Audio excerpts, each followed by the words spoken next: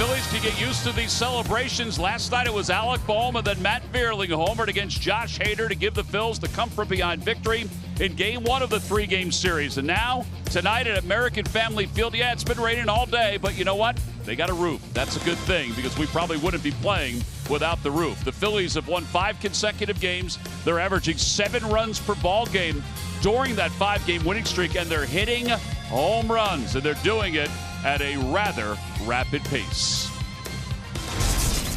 Hey everybody, I'm Tom McCarthy along with Ruben Amaro Jr. Yesterday marked the first time, and Elias went back to 1900, that the Phillies have won back-to-back games on game-winning home runs by rookies. Pretty exciting stuff. And now they give the baseball to Aaron Nola, and if he's half as good as he was the last time he faced the Brewers, Phillies are in good shape. Yeah, he was exceptional, Tom. April 24th, 7 innings pitched, just 1 hit. Tell you what, 9 punch-outs, and we'll see him here. That breaking ball was electric. Unfortunately, he didn't have a whole lot of run support that game and got a no decision out of it. But you see the breaking ball, the fastball, he was dotting it. I mean, he was putting the ball where he wanted to almost every single time. And again, another exceptional outing. And he's been throwing the ball very well. He's among the leaders in strikeouts per walks. I mean, so many different categories. Aaron Nola's been outstanding, and you see again, his career numbers against the Brewers are excellent as well. 4-1 record, 2.63 ERA. I mean, this guy loves pitching, and he likes pitching here as well. Yeah, 11.22 strikeouts per 9 innings. Now, there have been hiccups during his last handful of starts in certain innings. In fact, the last outing, he was outstanding until he ran into a wall in the 5th inning. Hopefully he can break through that wall tonight against the Milwaukee Brewers. He'll be opposed by Adrian Hauser. Tell you what, there's going to be a lot of worm burners tonight between these two guys because both are very good when it comes to ground ball rates. All right, well, last night the Phils, they got some life late. Alec Bohm got some good advice from Nick Castellanos. We'll talk more about how the Phillies were able to knock off Josh Hader and the Brewers. Phillies baseball is brought to you by the Toyota Camry, now with available all-wheel drive. Visit your local Tri-State Toyota dealer today. By Xfinity, supercharge your home with supersonic Wi-Fi, only from Xfinity. By Citizens, official bank of the Phils. And by Independence Blue Cross. Learn more at IVX.com. Today's ball game against the Milwaukee Brewers under the watchful eye of Kevin Long. He had a huge swing in last night's ball game that led the Phils to the victory. All right, you know, points bet last night, the Phillies entering the 9th inning trailing 2-1. If it was plus 900. So if you bet $10, you won $90. If you bet 100 of Ruben's dollars, you won $900. Tonight's money line is minus 136. Again, that's odds powered by PointsBet. So let's look at last night. Great advice from Nick Castellanos. You got to pull the ball against him, is what he told me. No question about it. And he got a pitch out over the plate, which is where he can be dangerous. And then you get Vierling, who gets that breaking ball, just left it right in the middle of the plate. And now he's got a couple of pinch hit home runs. And the biggest one, obviously, one of the biggest ones of his career, if not the biggest. A huge night for the kids. All right, so Indeed player resume. Let's look at Alec Bohm. You might find this kind of odd, but in the Phillies wins, he's at 316 with 15 RBIs. He's contributing in those victories, but in the losses, not so much. Yeah, it is an interesting set of numbers here, and it's not necessarily as Alec Bohm goes, the Phillies go, I don't think, but they're very interesting numbers to look at, and he's growing as a player. I mean, I love what's happened with him, how he's made adjustments over the last couple of weeks. All right, there he is, taking some swings in the cage, getting ready to start tonight for the Phils. Lineups at first pitch when we come back to Milwaukee. Ball game, Bryce Harper was wearing the hat that he traded back on May 19th with Gavin McHugh. That hat has made its way to Milwaukee. He liked it a lot, and he's been wearing it every day, pretty much every day since. And there he is in the cage, taking some swings. Wonder what Gavin's doing with the Bryce Harper autograph hat that he has. The roof is closed. The weather is clearing, they have said. So we'll see if it maintains itself as the night moves on. Let's take a look at the Phillies lineup, brought to you by Xfinity. Size your home with supersonic Wi-Fi. Supercharge your home with supersonic Wi-Fi. Yeah. Only from Xfinity. Kyle Schwarber leads it off, and then Rhys Hoskins. Bryce Harper bats third. Nick Castellanos hits cleanup. JT Realmuto, last 5 games, .250 with 4 doubles, 3 RBIs, and 3 runs scored. But if you go back over his last 13 games, the numbers are even better. .318 with 10 RBIs. Facing right-hander Adrian Hauser. Hauser 3-5, an ERA of 3.51. And the opposition hitting .244 against him. Adrian Hauser really had a breakout year last year in 2021. Threw the ball rather well. And now he's continued to throw fairly well so far this season. Not quite as effective as he was last year, but still, pretty darn good. Pretty darn good pitcher, and he's a guy that, helps round out this staff that's had some trouble with their health lately, with Peralta out, Woodruff out. I mean, they lost some of their big boys. Well, Kyle Schwarber, one of the Phillies' big boys, was able to get the donut off the bat. Tonight's first pitch is presented by Carrier. Turn to the experts. Phillies won last night. They've won 5 straight. And the first pitch of tonight's game is a fastball in there. We're underway, according to Trip Gibson. And it's no balls and 1 strike. And we talked about earlier, he's got an excellent sinker, about 46% of those, and 19% four-seamers. He's got a very good curveball at times as well, and he'll try to get those left-handers to swing over that breaking ball, either that curveball or slider every once in a while to that back knee. Well, he does work quickly. He does not take his time, which is a good thing. 1-1 is lined into left field, a base hit.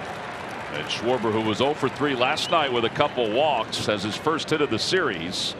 And the Phillies have the leadoff batter aboard here in the top of the first inning. And Kyle Schwarber's done a nice job as of late of kind of setting the table. He stays on this little sinker. It's a pretty good pitch. Just massages it to left. Nice base hit. And he gets things going. Well, that'll bring Rhys up. Rhys at .221 with 8 home runs and 25 runs batted in.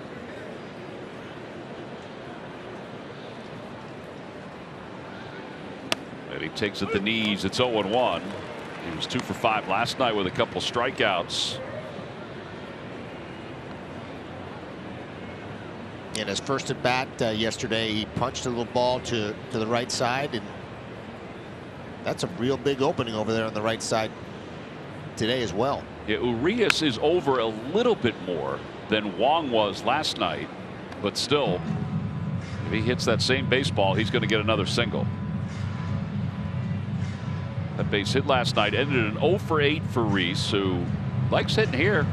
379 for his career with 4 home runs. There's a lot of guys who like to hit here. Ball really travels well, especially I think when it is closed. It just seems to really fly. Upstairs, 1-2.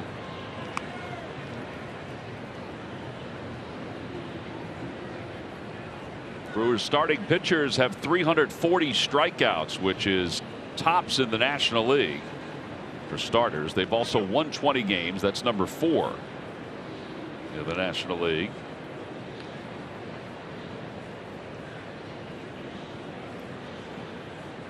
One ball and 2 strikes to Rhys.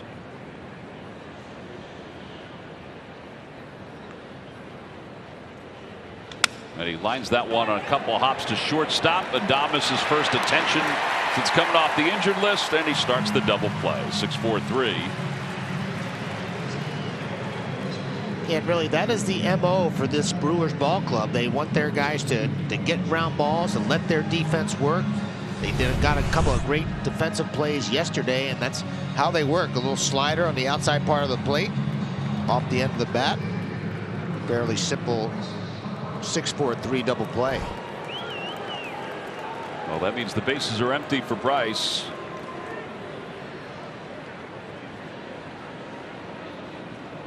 Bryce had an RBI in last night's ball game.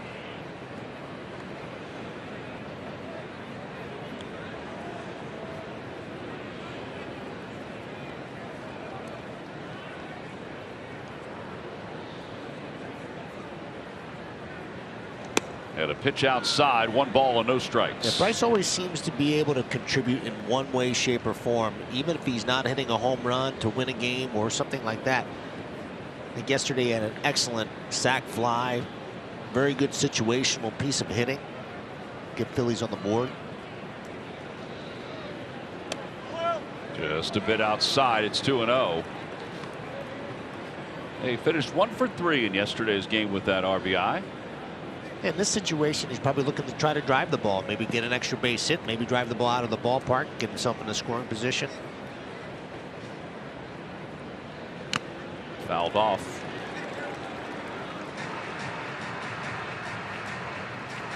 Caratini with a little bit more conventional catcher wear today. He's not looking quite as yellow. Yeah, he's a little more subdued. I wonder what that was all about. It's a really good question because they're wearing the same uniforms that they wore last night. Maybe they didn't win, so he's decided to change it to the Navy. 2-2. Yeah, that changeup is a pitch that doesn't use all that often, but he's starting to use it a little bit more, going to the slider a little bit more than he has in the past. Typically tries to get those left-handers to swing over the breaking pitch down and into that back knee area.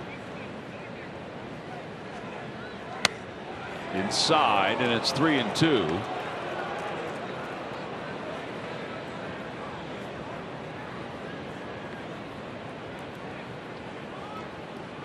Castellanos waits on deck. Harper first in extra base hits, first in slug, and he strikes out for the final out here in the first. No runs, 1 hit, and nobody left. We'll head to the bottom of the first. It's the Phillies 0 and the Brewers coming up. By Citizens, the official bank of the Phils. And Aaron Nola, as far as major league pitchers go, is number 5 in strikeouts with 79, number 2 in the National League. He and Corbin Burns have been jockeying back and forth with the 1 and 2 spot. Corbin Burns will face Zach Eflin tomorrow. Let's take a look at the Brewers lineup, brought to you by Xfinity. Supercharge your home with supersonic Wi-Fi only from Xfinity. Yelich leads things off, then Adames. Rowdy Tellez hits third. He's certainly hit better here at home. 7 home runs, 21 runs batted in. He has 3 home runs and 16 RBIs on the road.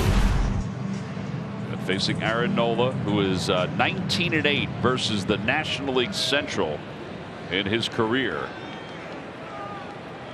11 starts this season, 3-4, and an ERA of 3.92. Facing Christian Yelich, and the first pitch misses outside. It will be interesting to see how Christian Yelich handles Nola today. He really tried to push the ball to the opposite field. Had some success with it yesterday, a couple knocks, and hopefully we can keep him off the base path. 346 career hitter against Aaron. He has a home run and 9 hits overall. Aaron literally has no walks in his last 2 starts with 15 punch-outs. It's a tremendous ratio, and he's maintained it all year long. To the right side. Nice comfortable hop for Bryson Stott. And 1 out here in the first. And Willy Adames makes his return after missing 20 games with a left knee sprain. Yeah, I think the Brewers are hoping that he brings a little bit of life to that lineup. And one of the things that he does do, his batting average is not great. He doesn't have great on-base numbers, but he does have some power. He is a dangerous hitter, which is what I think this Milwaukee Brewers lineup is made of. Some dangerous guys, not great hitters, but they do hit the ball out of the ballpark. Yeah, 72 home runs. That still leads the National League, second to the Yankees in Major League Baseball. And a high fly ball to shallow left center field. Odubel Herrera is there.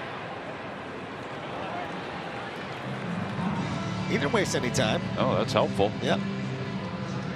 He was trying to jump him on that first pitch and mishit it. Keep that pitch count down for Aaron. And Odubel playing center field tonight. You know, Rob Thompson said that for the most part, he said, I am going to play the younger kids. He said, but I feel like this matchup is good for Odubel, and I've got to keep getting him some at-bats too. And what he means by the kids is Mickey Moniak, I guess, for the most part, against right-handers. And you just can't lose sight of the other guys on the field. They got to get opportunities to play because they're not going to be effective if they have to come in and pitch hit or double switch or something like that. So Rowdy Tellez, the hitter. Had a fastball 0-1. Did I say double switch? Do they even double switch anymore? Not too often anymore, right? I don't think that they've double switched all year at all. Well, if he has to come in for defensive purposes or a pinch hit type situation.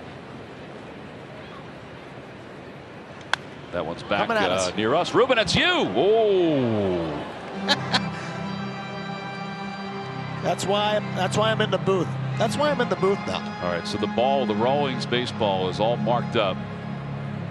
Look at the blemish on the Rawlings baseball. And it hurt my hand to boot. It did look like it hurt your hand. Yeah, it has a lot of spin on it. It's coming in hot. Check swing. Did he go? No, says Laz Diaz. That looked like a swing to me. Let me ask you, could you see that ball coming in the whole time? I saw it the whole way, but I just wondered if your eyes were going. I'll be honest, I was very squeamish on it. I've had it. That Bobby Abreu hit one up there, way up there in it must have been Citizens Bank, and I tell you what, it hurt my hand for a long time. Breaking ball, and it's 2-2. I've been in spring training. Here we go. Saw it away. Try to look it in. Bad hands. I think you did the right thing, though. You're trying to. I'm not trying to bring it with you. Well, we've had somebody take one off the chest, so I know how that turns out. You're trying to redeem yourself. Line drive, base hit into center field for Tellez. So a 2-out single, 7th hit on this homestand for Tellez, and it brings Urias to the plate.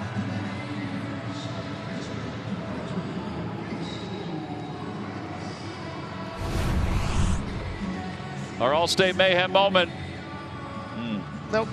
Bad hands. Well, at least you didn't break your hand. The All-State's a good hands people, though.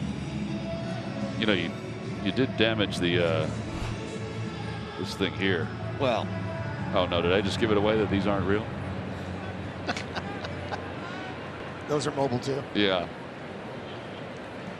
Urias reached base safely in 26 of 29 games. And he takes a fastball 0-1.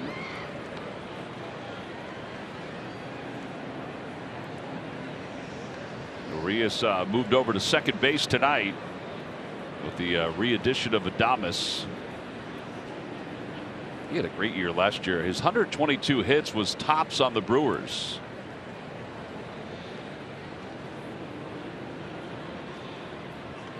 Oh, 2. He's really slid into this kind of super utility role quite well, and he was with the Padres when he was like that big prospect that they thought he was going to be like a tremendous everyday player, all-star type player. Made himself a pretty valuable player, especially in this day and age when you want to have as much versatility as you can. Curveball lifted in the air, shallow right field. Here comes Castellanos. He's under it, makes the catch. And the first inning comes to a close. So 12 first innings for Aaron Nola this year, 2 earned runs. We'll go to the second. Scoreless game, the Phillies and the Brewers. Yard benefit for the Muscular Dystrophy Association this Sunday. Tickets are now available to purchase. You can go to phillies.com/community to purchase your tickets. It'll feature food, drinks, games including cornhole and putt-putt, and the opportunity to meet and mingle with Reese and other Phillies players and staff members. Members from the amazing MDA community of Philadelphia will be in attendance as well. I'll be there. Fans can also take part in the online Go Yard silent auction featuring unique memorabilia and experiences available to bid, all to benefit a great cause. Castellanos rolls that one over the second base bag, and Urias takes care of him. So you can really multitask. Very impressive. Ruben, look at all those marks of the baseballs that those guys missed. They didn't even try to catch him. I have to say, it was a very half-hearted effort on my part. You preserved your hands. Yeah, I didn't. Because we're getting to the warmer weather, even though it's not hit here in Milwaukee. So it would ruin your golf game if you were not able to hold a club. Got a lot of work to do this weekend. Yeah. Ronnie Cedeno. That's coming in hot. Yeah. JT takes a strike. It's 0-1. It's like the one down in spring training that Ryan Howard hit where there's a frame around it.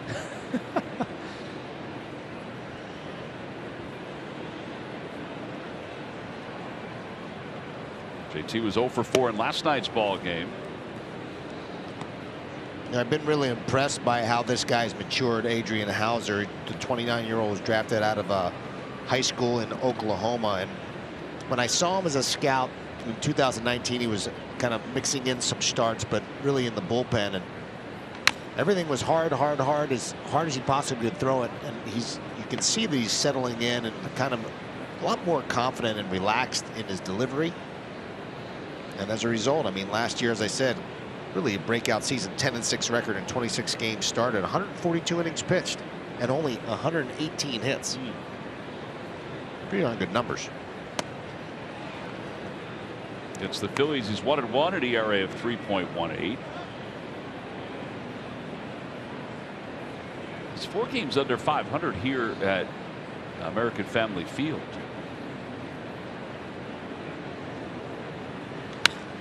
JT stays alive and sprays it into the second deck. It remains 2 balls, 2 strikes. Came over in a very big trade with the Houston Astros.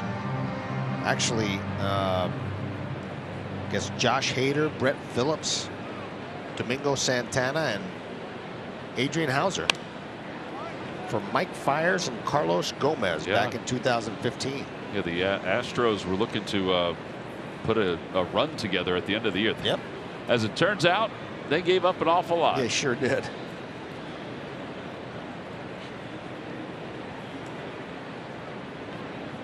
Although Fiers was pretty good for them. Yeah, he was.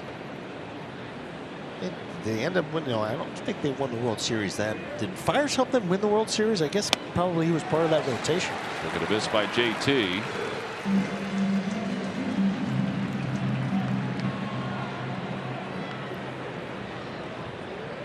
It's an NL East matchup that you don't want to miss as the Braves come to South Philadelphia beginning Tuesday, June 28th. And it wraps up on the Thursday, the 30th at 6:05. Get your tickets now by going to Phillies.com. That year in 2015, Fiers went over to Houston, was 2-1 in 10 games, an ERA of 3.32. He won 11 games in 16. And then 8 games in 17 before he was shipped over to Detroit.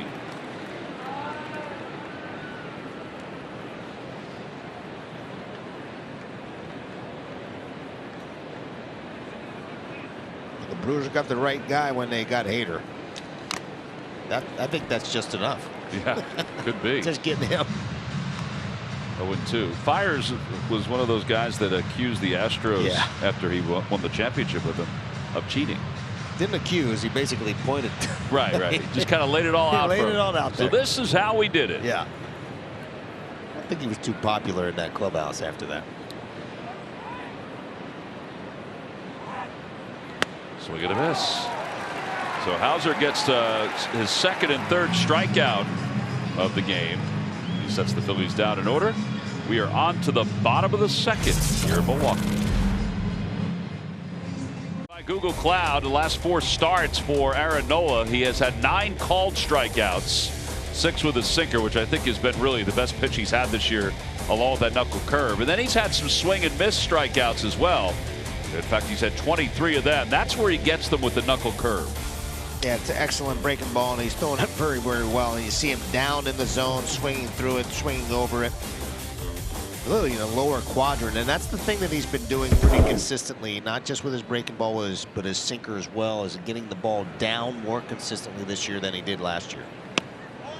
Yeah, the first pitch to McCutchen is low, 1 ball, no strikes.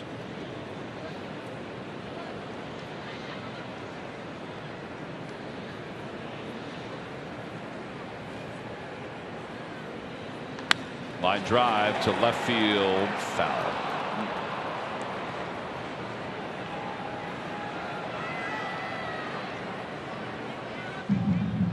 McCutchen 6 for 20 on the homestand. He had 2 hits in last night's ball game. He had really been struggling prior to that, and it's kind of hoping he would continue to struggle, but he's heated up just a little bit. They really need him in this lineup because they're not getting a whole lot of firepower from too many guys. Ball's popped up. JT off with the mask over to the on deck circle. And there is one away here in the second. And Jace Peterson is the batter.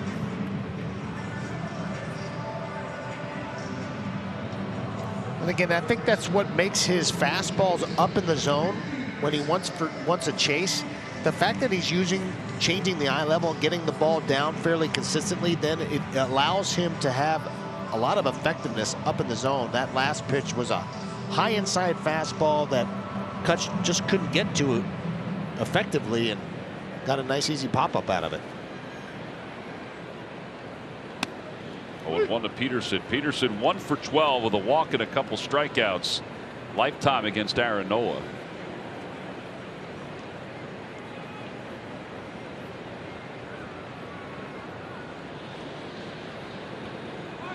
And he bunts. Oh, JT is out like a cat. Oh, he hit him right in the back. That's going to be painful. Wow.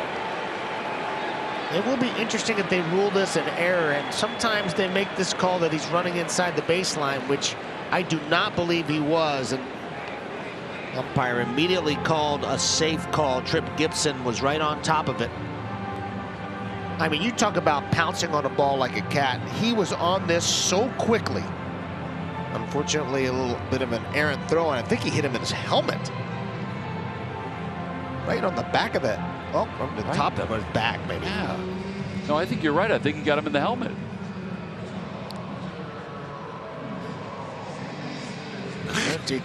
I think he thought it got him in the head, too.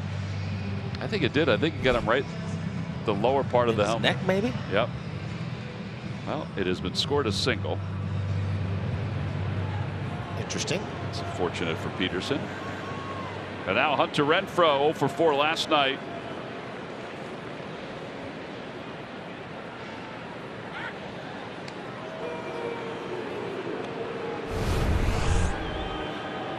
And you don't see this happen very often. JT's really, oh yeah, did get him on the helmet. Hence the reaction from JT. Glad we're laughing about it.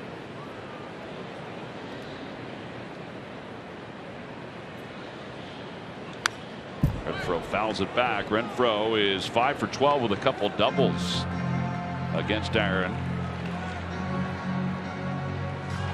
First time through the order, the opposition hitting 163 against Aaron Nola.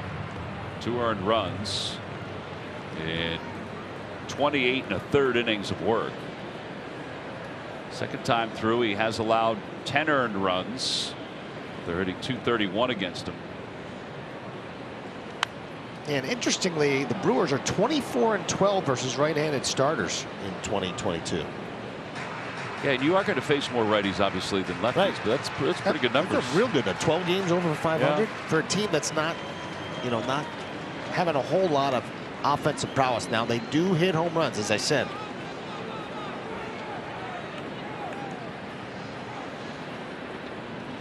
That really is the key for Aaron Nola, to keep the ball in the ballpark against these guys.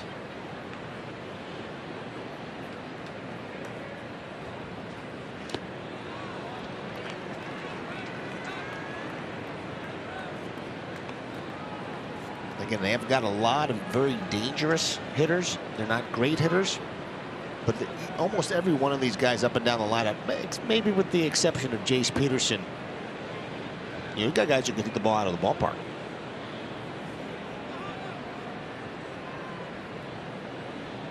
One ball and 2 strikes. Runner at first. Peterson, as we mentioned, has stolen 8 in 8 attempts. He's certainly one of the guys you do have to keep an eye on in this lineup. Yeah, considering he doesn't really play every day, that's a lot of stolen bases. Especially in this day and age when nobody's running.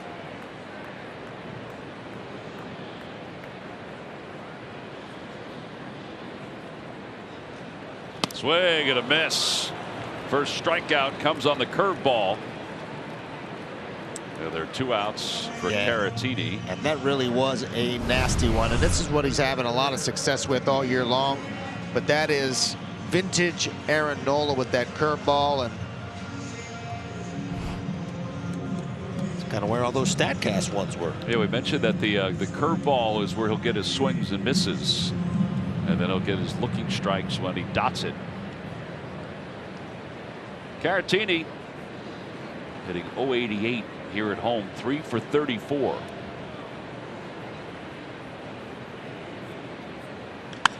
Fly ball, shallow center field. Odubel is under it, waits, and makes the grab. So Aaron Nola is through 2 scoreless, no runs, the bunt hit, and a man left. WHYY presents. During a game of the 1970s, the stadium was running low on condiments, so vendor Rick Abramson, now executive with Delaware North, mixed barbecue sauce, ketchup, mustard, and a few other odds and ends to create the topping now called the secret sauce. Now, almost 50 years later, it's a regional favorite that you can buy even in the grocery store. Todd Zolecki will attest to that. And here it is, the secret stadium sauce. Ruben, those are the directions. Wow. It's also great on chicken. Have you ever had it? I have had it. And it's very tasty. Okay. But then again, how can it not? It's got it all. Alec Bohm leads it off, and a swing and a miss by Bohm. It's 0-1. When I was a GM, I was always looking for the secret sauce. I could never find it. Yeah. There's a couple of teams who have it.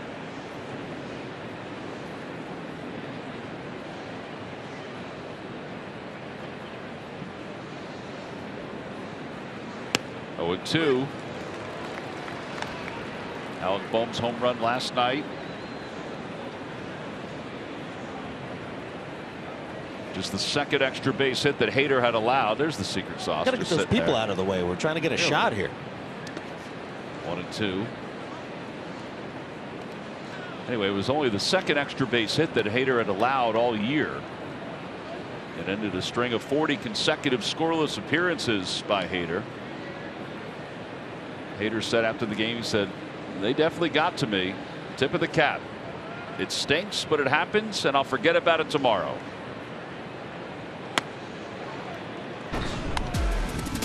Our giant home run replay is that ball that Alec Bohm hit. So Nick Castellanos told him, hey, listen, you got to go up there thinking you can pull him. And that's what he did. Tell you what, at some point, he's going to start doing this a little bit more consistently. He's got just too much leverage, and that's your home run, giant home run replay. He's going to have this kind of power. He just naturally will. It's just a matter of him getting to it consistently. And when you're really long levered like he is, got, long legs, long arms, it sometimes takes a little bit more time. It's a little bit like a pitcher who's, has the same sort of body type. It takes him a long time to kind of get his body together to be able to perform the way you want to perform. But when it happens, it's going to be pretty exciting. Well, that's 4 strikeouts for Hauser. Well, before that home run, the last one that Hader had allowed was Rodolfo Castro back on July 28th. As you look at that placement of that pitch. And here is Odubel Herrera.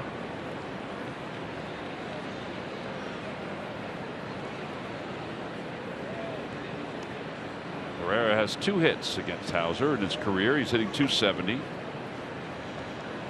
He too likes to hit here. He's hitting .359 at American Family Field with 5 home runs.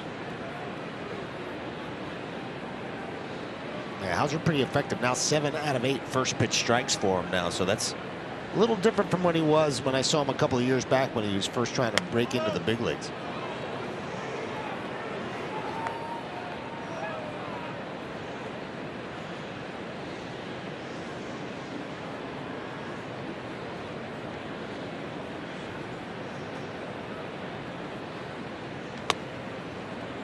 Saw a little tidbit about this guy. You know what one of his childhood friends were? Who's that?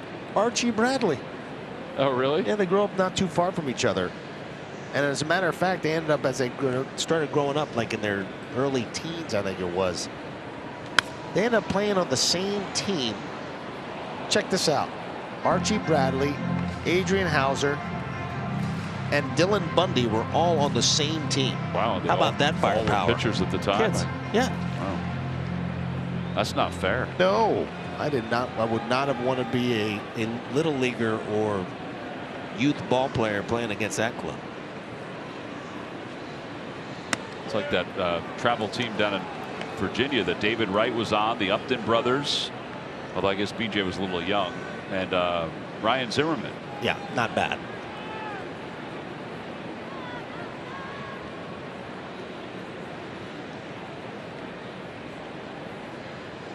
At ball 4, so Dubel draws a walk. First walk issued by Hauser. And it brings Bryson Stott up with a runner at first base.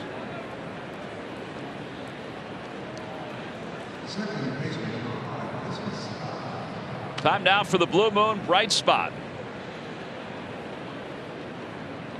Featuring Bryson Stott in his last 5 games. 5 hits. .263 average. Of course, the game-winning home run on Sunday. Yeah, you can just sense the way he's handling himself at the plate now. Just a lot more relaxed. Looks a lot more like the player that we saw in spring training when he was just nice and fluid and easy, just trying to make good, solid contact with his swing. Yeah, finished 6 for 18 on the homestand. Now he was 0 for 4 last night with a couple strikeouts.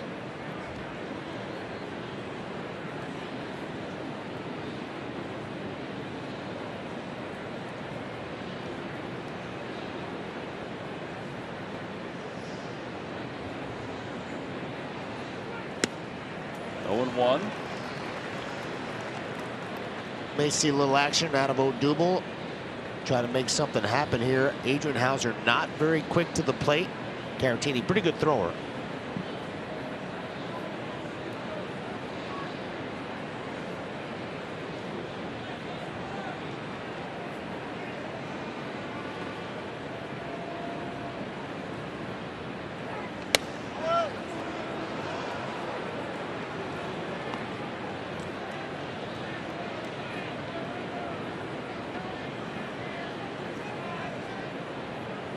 Caratini saying something to Trip Gibson.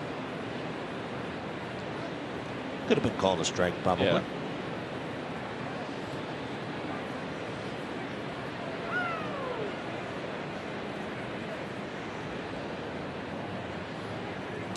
Low and in. And a 1-hopper. It's 2-1. It's a pretty good action pitch here. It'll be interesting to see if they try that. Tried the first hit and run we've seen in a long time yesterday. Maybe they'll try another one. I like action on the field. I do too. I like to see it. Especially when you haven't gotten a whole lot of runs for my man Aaron. He just hasn't had a whole lot of support. I'd like to see them jump out on him. Well, the Brewers think maybe something's up. They toss over. Odubel didn't have a huge lead, was able to get back without a dive.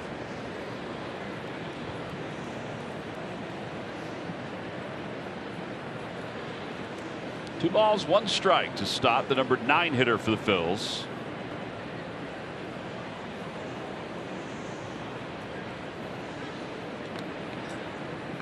Tell you what, one of the things that I just don't ever really remember seeing over the last maybe 4 or 5 years is a pitch out. No one ever pitches out anymore. So few guys are running now that are, and so few guys are a threat. And nowadays they just don't, you know, pitching coaches, they don't want to give up a ball in the count. Outs are foul. It's 2-2. I'm sure that is an analytical thing that has changed pretty dramatically. When you don't have guys running, why would you pitch out? Yeah, that's true. That's one of the parts of the game that I wish would return, because again, there's so many things that can happen in a positive way when you're creating some pressure on the defense and stealing bags.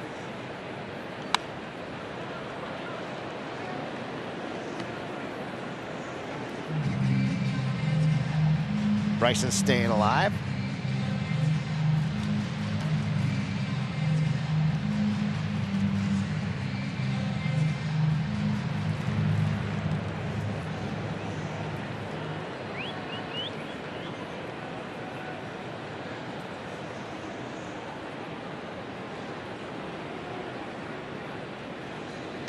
And a high fly ball to deep right field. Renfroe's going back toward the wall. It is gone! Another home run for Bryson Stott. And this one gives the Phils a 2-0 lead. That turned out to be a long home run. It's his third of the season. In fact, it's his third in a week. Yeah, really nice at bat by Bryson, and he was kind of out of the bat, fouled a couple pitches off, and then he gets himself a fastball that's kind of up and in a little bit. Maybe got out over the plate just enough. God, he threw his hands inside this ball so well. Nice, easy, fluid swing, no stride in that 2-strike mode, and he pounded that ball. Went into that second tank. I tell you, the ball does travel here when it's close. Oh, it sure does. So 2-0 Phils. 68th home run Phillies have hit this year.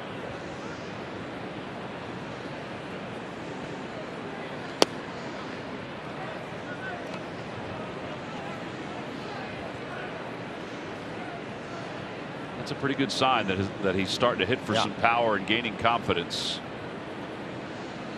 And Schwarber rips it to right field. That'll be in for a base hit. Renfroe plays it on a couple of hops and gets it in. And Schwarber's 2 for 2.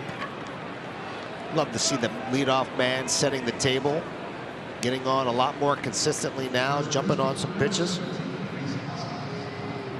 Now Chris Hook is heading out to the mound.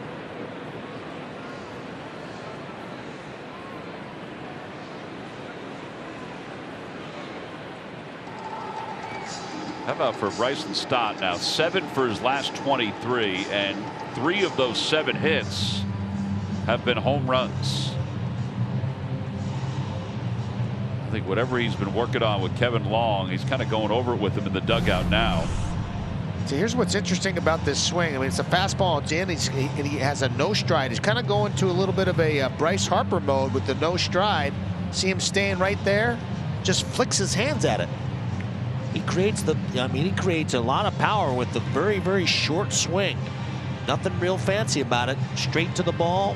Just a beautiful swing. Huge home run for the kid. All right, so Hook is back to the dugout. Phillies lead at 2-0. They've got a runner at first base. So Stott's OPS the last 7 games is now close to 1,000. That's okay. Yeah. We said gaining confidence too. Yeah, and I'll tell you, knowing you're going to be in there, whether you're 0 for 4 or 4 for 4, that makes you feel a whole lot better.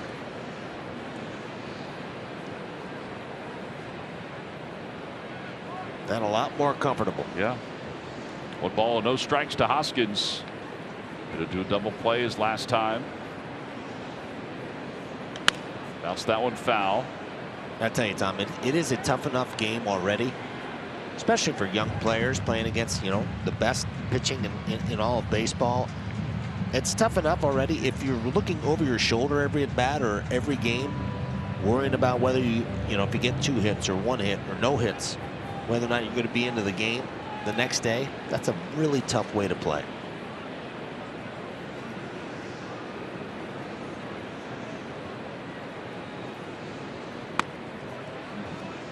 Two and 1.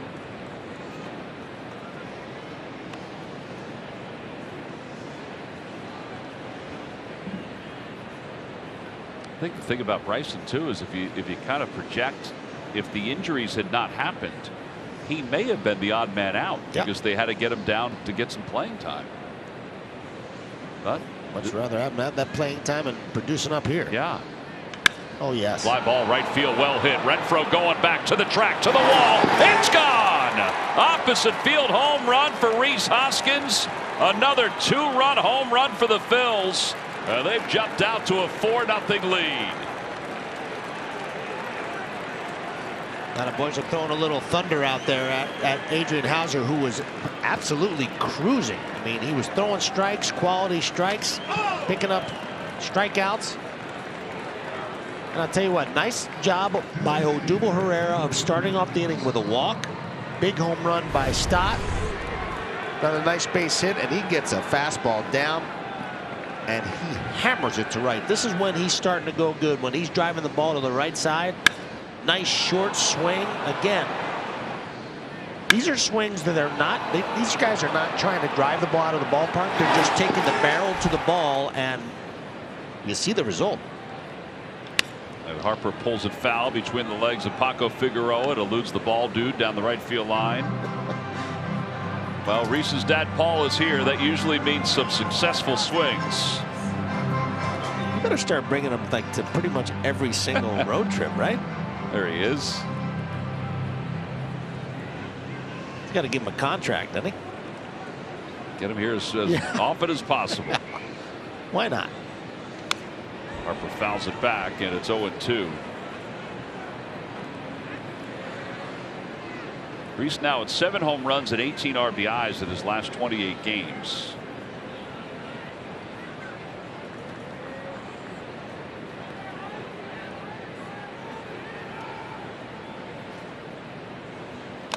And Harper strikes out. 2 outs. Castellanos is coming up. That's 5 strikeouts for Hauser. Ruben had only allowed 3 home runs coming into this game. Yeah, that was one of the stats that I was kind of surprised by. And I'll tell you what, this is exactly what we were looking for from this lineup. I mean, as we've talked about, it's a lineup that can be really, really deep, has a lot of danger in it. And then when you start getting the youngsters to participate a little bit in the party, and it can be a pretty exciting summer.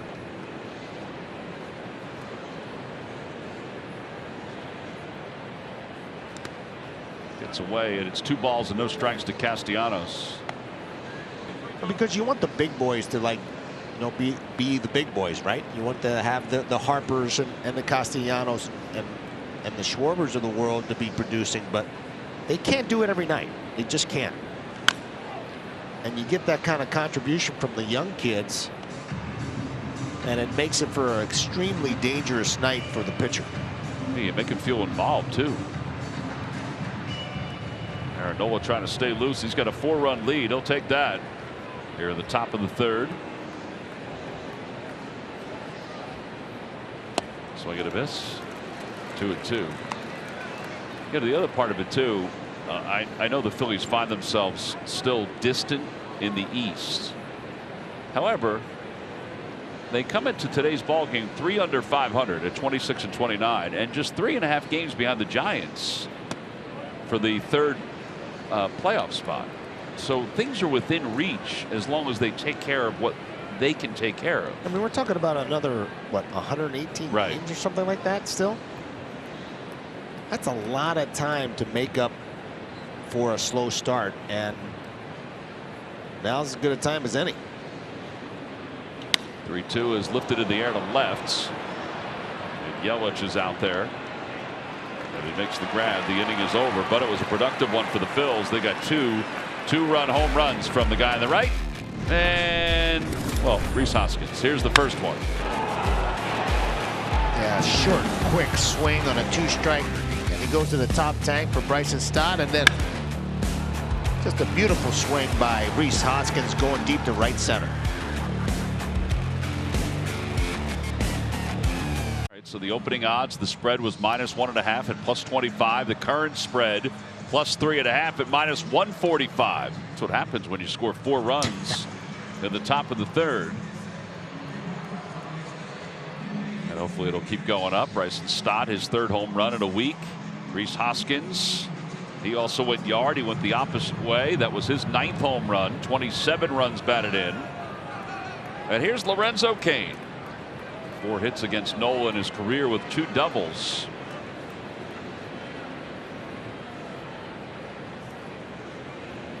(9-1-2) for the Brewers.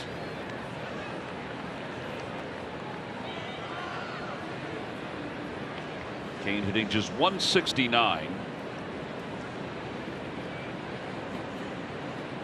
Not the same player he used to be. Took the words right out of my mouth. He's always been just a very dangerous player, very heady player, and he's gifted. He can do so many things, and really, as you said, he's just kind of slowed up a little bit. Still a very good defender, excellent defender, gets great routes, very smart player, great clubhouse guy, super teammate. Breaking ball low, 1-2.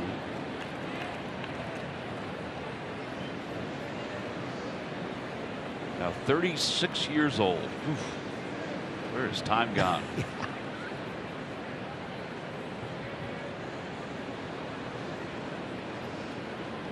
2-2. I guess my strongest memory of him is basically winning the World Series with his legs in Kansas City. I mean, his ability to run the bases and to do some of the things that he did over there in KC, that was one of the big reasons why they won over there. Yeah, he was a defensive whiz too when he was at the high point of his career. Opposite way, Castellanos is there. He's 0 for his last 20 now with that fly ball to right. And back to the top of the order for Christian Yelich.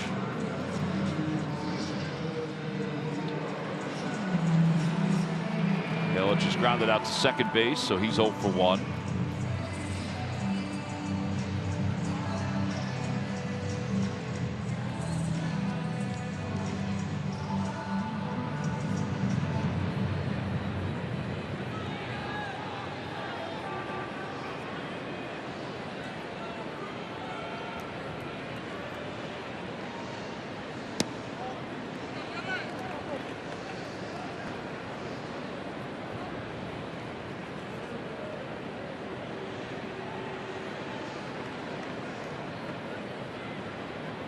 Yelich, a career .283 batter as a leadoff hitter. Over top of a changeup. Changeup. Yeah. Excellent one.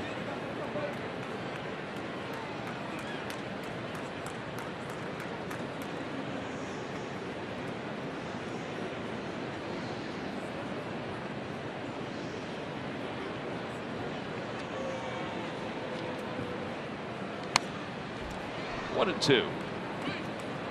Aaron has 1 strikeout tonight. He has 80 on the year. He's second to Corbin Burns now in the National League. We showed you those numbers before. He's walked 1 or fewer in 9 of his 11 starts this year, which is pretty incredible. Ruben mentioned no walks and 15 strikeouts in his last 2. I think that's the thing, is that his command of his pitches, and I know that there have been innings where he has all of a sudden just lost it, which I don't think anybody can explain, because they're not the 7th or 8th inning, it's like the 4th or 5th inning. Yeah, it's really bizarre. Just kind of gets out of sync for 1 inning, and then he kind of gets it back. 2 balls, 2 strikes to Yelich, and a called strike 3 on the inside corner with a 2-seamer. That's the 2nd strikeout for Aaron. Yeah, that's that classic freezing pitch that he throws basically at the right hip of that left-handed hitter, and the ball comes back just enough to catch the corner of the plate, or at least just off it, but it was called, and that's another called strike. Again, you said it yourself. I mean, it's really about his command of his pitches. And one of the things that he really wanted to work on was to stay over the rubber, so that he was making sure that he got the ball down consistently with his arm path, and you're seeing it more and more as the season goes on. And actually, he's been good all year long. And as you said, it's just been like 1 inning or 1 pitch that blows him up. But if he had a little bit more runs aboard, his numbers would be a lot different as far as wins and losses are concerned. You know, the long ball's been a problem. I mean, he's given up 10.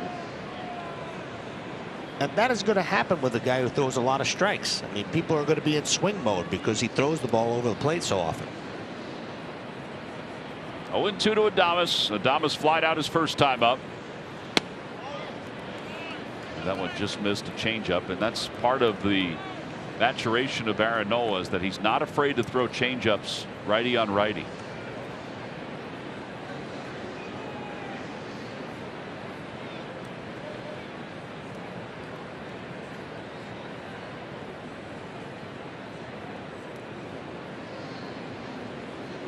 Swing and a miss. He got a back-to-back strikeouts, 3 overall through the first 3 innings. We've completed 3 here in Milwaukee. It's the Phillies 4, the Brewers nothing. Aaron Nola worked a perfect 3rd inning. Struck out Yelich and then got Adames to wave at 1. We'll head to the top of the 4th inning here in Milwaukee. Find your 2022 RAV4 Toyota today. Toyota, let's go Phils. Gosh, that guy looks like Matt Vierling a little bit, doesn't it? That doppelganger. Why is he hitting is he having a hot dog and a beer? He's having a beer too. Looks like a. It's like a summer shanty. It is a summer shanty. You're right. Recognize those for some reason. We go to the top of the 4th. JT leads it off, and he takes low, 1-0.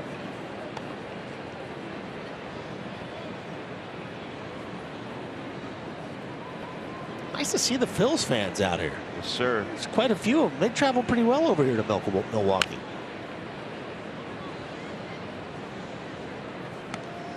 That's just some of them. They're probably in Chicago. Maybe working there, zipping over. Hour and a half, maybe hour and 20 minutes, depending on traffic. I think that's what Salisbury said. Yeah, I forgot. Although that was from the Chicago airport. is. Yeah, that was from the airport.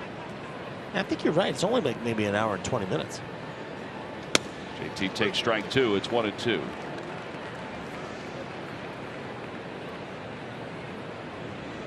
Keep pounding away, boys. Keep stretching out that lead. Can never have enough here. Fly ball to right center field, not deep. Renfroe waits for it to slice back to him. And there's one away. Take your Phil's knowledge to the next level with the Phillies Talk, presented by Team Toyota. It's the only place where you can hear Jim Salisbury and Corey Seidman break down the biggest Phil's stories. Check out the video pod on YouTube and listen wherever you get your podcasts. A couple of boys who really love baseball. You know those 2 guys? Salisbury and Corey. Little guy is here in Milwaukee. Was on the pregame show today. Looked good. Sounded great. Didi fouls it back. It's 0-1. Worked in the garden the other day. He got that all spruced up. Does he have a green thumb? Oh, he has a green thumb. He does? Yes, he does. Did not know that about him. I guess I should.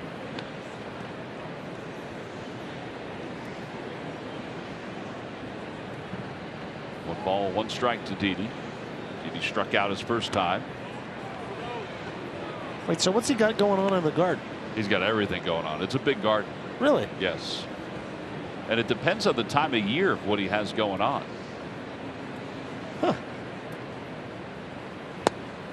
2-2. In fact, next time you have him on the pregame show, bring it up to him. I will. And he'll reel it off. And then tell him you want him to bring some stuff in for him. Like Dallas used to do. Dallas used to bring in a whole ton of stuff. Well, I don't know if he'll be able to bring in as much as Dallas used to bring in. Because all of a sudden we'd be walking past our office and it'd be like a bucket of stuff. There he is. There's your greengrocer who would love to grow In-N-Out burgers if he could, but he can't. He's a big fan of those. The plant-based ones. I don't know about that. 2 away here at the top of the 4th. And Alec Boehm is the hitter.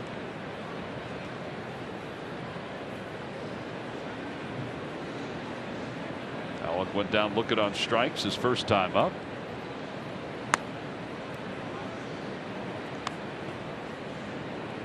Speaking of Dallas Green, Rob Thompson is the first Phillies manager to win each of his first 4 games. Since Dallas Green won his first 4 August 31st to September 3rd, 1979. About that. When Pope dropped him down to the clubhouse, let him said, "Hey, shake these guys up a little bit."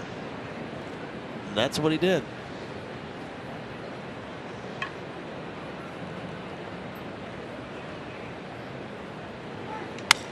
Over to first on 1 hop. Well, that was not an easy play. That took an odd hop. It was spinning, and Tellez is able to pick it. Phillies go down in order. Topper's got a 4-0 lead. ToyotaCenter.com to find your 2022 RAV4 Toyota today. Toyota, let's go Phils. Corey Knebel heading out to the Phillies bullpen. This is usually his track record of what he does. They're not letting him in. Just wait for somebody to open the door for him. Rob Thompson was talking today about Corey, just as he did last night, about whether his struggles to get through the ninth inning would force Rob to maybe make a change in that closer's role. He said, nope. He said, I still have confidence in Corey Knebel. He did recognize that the curveball, and I think Corey's talked about this too, the curveball, he's had difficulty with it, and he needs that to be successful. And then somebody said, well, can you let us know if he's available tonight? He said, I cannot. I cannot tell you. That is would be a competitive disadvantage for him.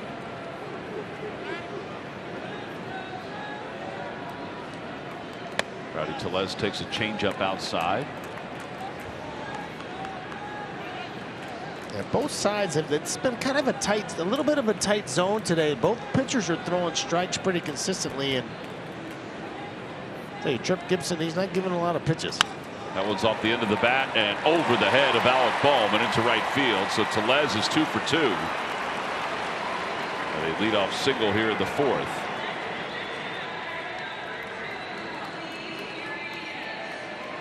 I'll tell you what, Tellez is swinging a pretty good bat, and a nice base hit to left his last time up, and he stays on this little changeup just long enough to drop it over the linebackers and underneath the coverage. Alec Bohm is like the tallest second baseman in the history of the game right there, and he can't quite get it. Yeah, he's DJ LeMahieu tall. Yeah, that's right. Out at second base.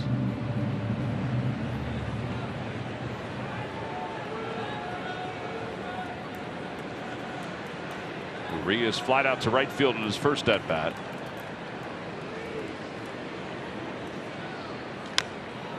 And he fouls it. It's 0-1.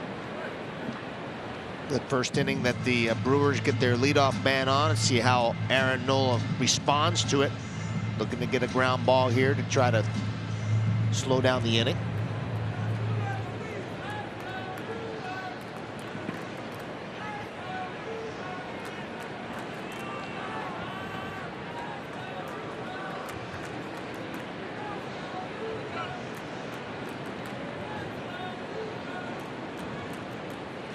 Foul back, and it's 0-2. Aaron mixing in a little cutter there, and he's, tell you what, he's utilizing all of his pitches. See the change up to the righty, right on righty. See a little cutter from time to time, and obviously we've seen that put away breaking ball as well.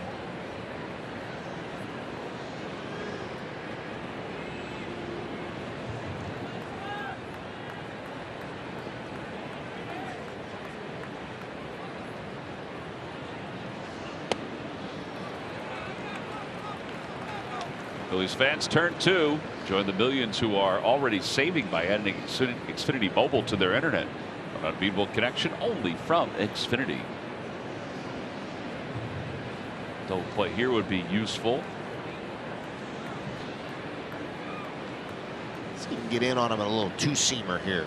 Get in on his hands.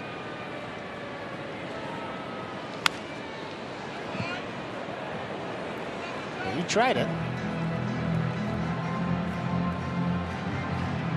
Now Diego.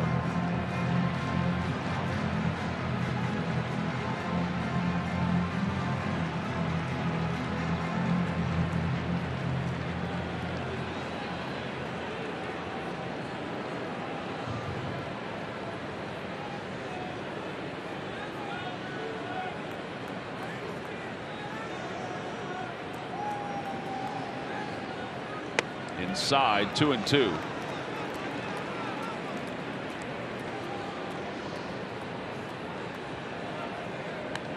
Get a new baseball. Didn't like that one. Nope. Didn't have the right sink on it.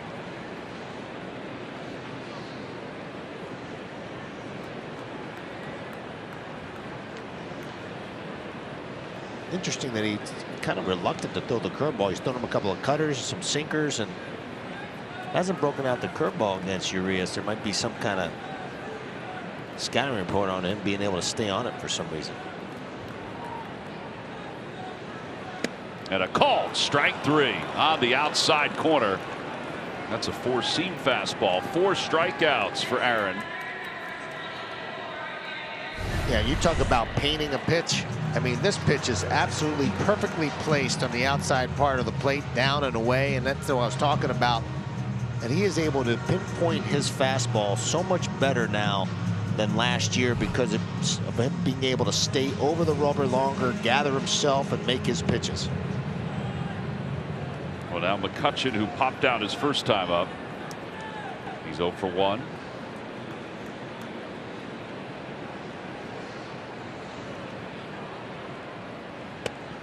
Runs outside. 1 ball, no strikes.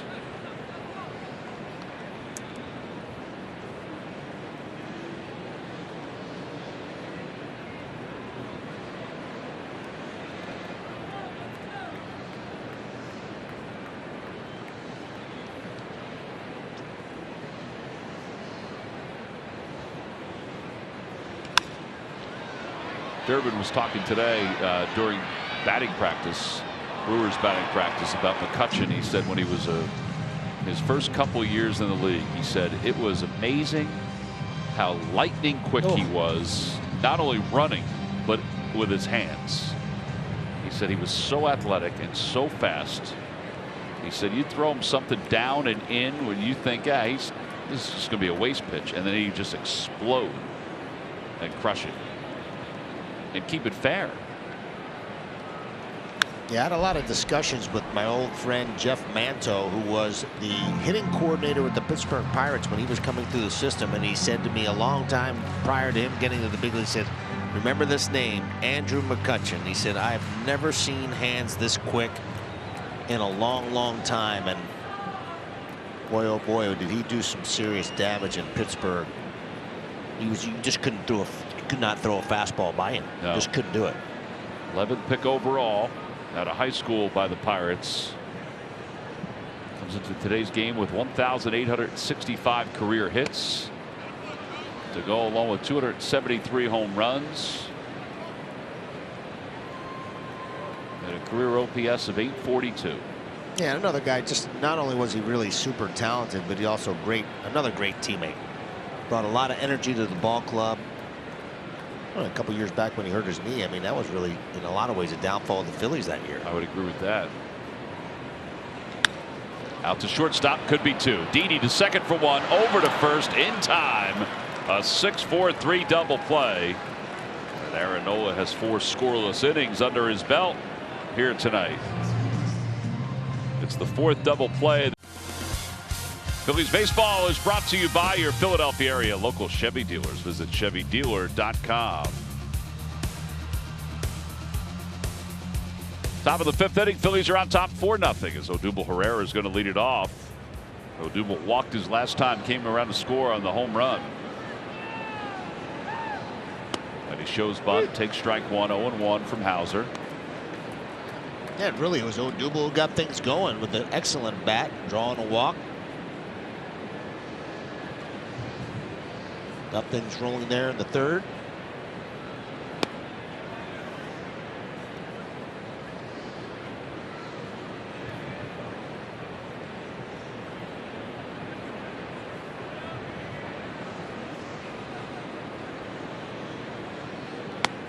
Hit high, and it's 2 balls and 1 strike. It'll be Herrera, Bryson Stott, and then the top of the order for the Phils. Fly ball left field. Yelich going back to the track, to the wall. It's carrying out of the ballpark. An opposite field home run for Odubel Herrera, and the Phillies lead it 5-0. It's their 3rd home run of the night. It's funny, Tom. You almost never know when he hits a ball out of the ballpark because he flips his bat on a lot of balls that he hits well that sometimes don't go. But he got just enough of this to drive the ball to left center field and to drive it over Christian Yelich and over the wall. It was a fastball away. He just takes a good, nice swing at it. Little tiny bat flip there, and wasn't quite sure whether he got all of it. But as we talked about, the ball will carry here, and you get it up in the air, and that's one of the reasons why the Milwaukee Brewers, I think, have such great power numbers here. Yeah, so we mentioned it. He allowed 3 home runs combined coming into this game. He's allowed 3 in this game.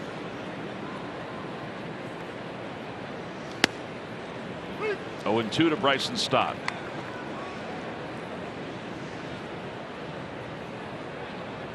And the Phillies reached the 5-run mark again here on the road. They average 5.08 runs per game on the road. And that's 3rd most in Major League Baseball. Those are great numbers. And Bryson Stott, first 24 games, 123 with 9 hits. Last 6 games, a 300 hitter with 3 home runs and 8 RBIs. That includes tonight's home run. Yeah, he's starting to feel pretty planted on the ground. That's the way you want to feel as a young player. And he jumps on that high inside fastball, nice short swing, and he crushes it to right field. Get things going for the Fights. That ball's hit beyond third. It's gloved by Peterson and not in time on a heck of an attempt. Spectacular play. Could not believe it was so close, and I think Bryson probably thought he almost started to take a turn, and it almost cost him a base hit. And Jace Peterson, I mean, for him to range that far and to get that much on the throw, and shades of Scott Rowland right there, who used to have a cannon at third base. This looks like a surefire base hit. I thought he was going to put it in his pocket. Bryson Stott beat it out just by 1 stride. Another knock for the kid. He's hot. He's hot.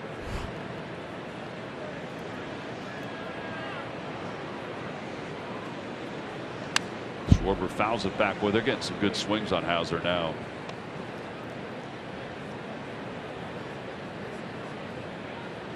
Well, it's pretty clear Kyle Schwarber's seeing the ball really well against him. A couple of knocks already today, and tell you what, he just missed that one.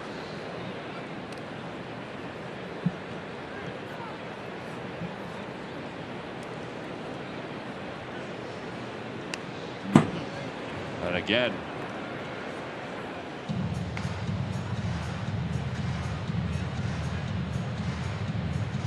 Well, Hauser better throw something different here, because he's going to hit this ball. He might hit this ball.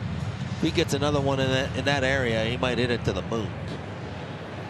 he might have hit it to Zalecki's house.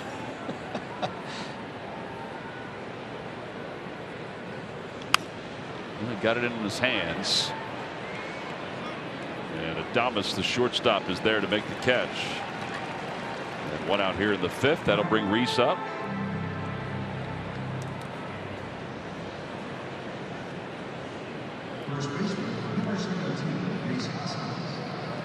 Reese is 1 for 2. He homered his last time up, opposite way. Again, a really great sign when he's driving the ball the opposite way, as you said, Tom. And he can be awfully streaky at times, but if he could just really force the ball to the middle of the field more consistently, I'll tell you what. Reese always has pretty good power numbers, but he could drive the ball out of the ballpark anywhere. he doesn't have to pull the ball. A perfect example of it is last at bat.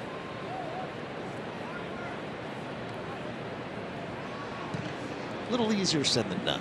Yeah. But you're right, though. I mean, he shows great power the other way.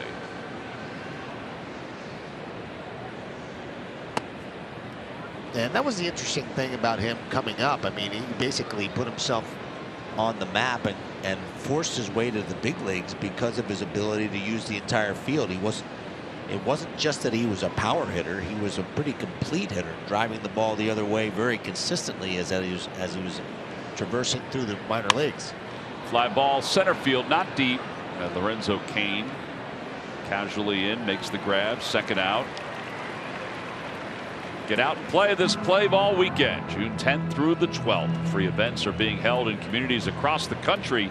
Register your kids today. Visit MLB.com/playballweekend for more information.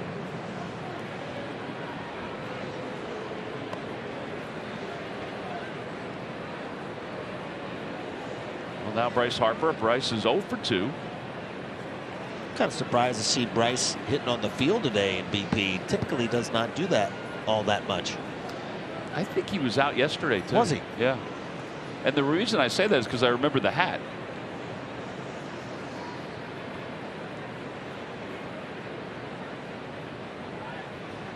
One ball, no strikes. I wonder if maybe it's because he's not feeling as locked in as he had been. I mean, he was vapor locked there for a long time and still swinging the bat really well. Yeah, his numbers here in June have been excellent. I mean, 3 home runs, 9 RBIs. He came into tonight hitting .385. Fly ball to center. Kane. He started back. Now he comes in. It makes the grab. The inning is over, but the Phils add another one on the opposite field home run by Odubel Herrera. That home run for Odubel is 4th of the season. 13 runs batted in. 5-0. Phillies on top as we go to the bottom of the 5th. Hall of Famer Mike Schmidt is selected by the Phillies in the 2nd round of the MLB draft out of Ohio University. Now, Mike was an All-American his previous year, and I mean, normal cases, he probably would have been drafted. But he was only 20 years old, and you needed to be 21 to be selected if you went to college. So he wasn't 21 until September of that year. So he was taken one spot after another Hall of Famer. Do you know who it is? I do not. I'm embarrassed to know.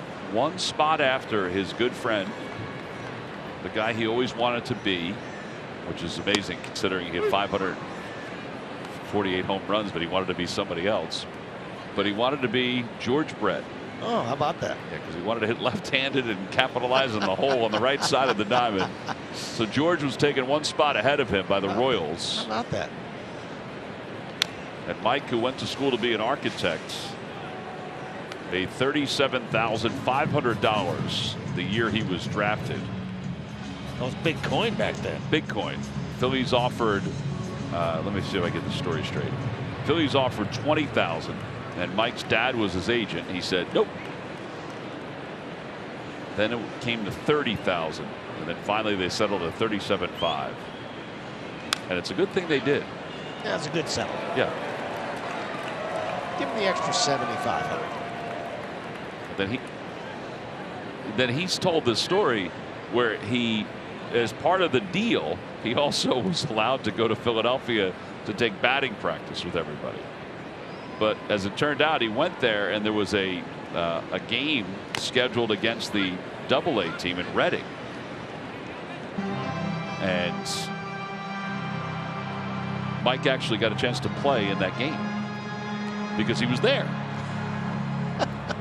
And then the rest. And they activated him there? Well, just it was an exhibition game. Oh, okay. So anybody could have played it. Okay. I could have played. You could have played. Danny O'Rourke could have umpired second base if he wanted to. 0-2 pitch inside, 1-2. $37,500. It's some of the best money the Phillies organization has ever spent. Well, you aren't kidding. I definitely would not have been able to play. That's why they took me off of third base at Stanford and stuck me in the outfield. Get out of here, kid. Fly ball to left field. Schwarber hustling back. And makes the catch. And 1 out.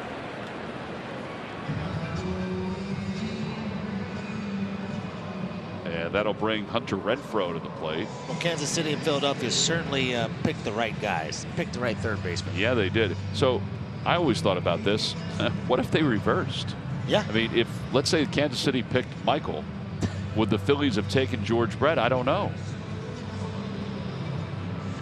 Sundays with Brett or Sundays with George, it just doesn't have the same rhyme to it. Yeah. It's in rhythm to it. Not the same alliteration. No. Sundays with Schmidt. It flows. Yeah. Larry Shank also sent out today, the Baron, former Phillies PR great. He also sent out that today is also the anniversary from back in 1989 when the Pirates scored 10 runs in the top of the first of the Vet. Oh. And their broadcaster Jim Rooker said he'd walk from Pittsburgh to Philadelphia if the Pirates lost the game. Guess what? The Phillies wound up winning the game 15-11. There's a single for Renfroe. And then Jim Rooker eventually did make the walk for charity.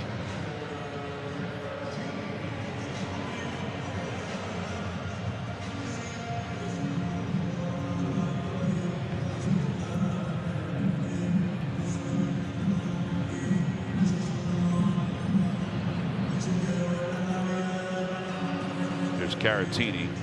It's pretty amazing.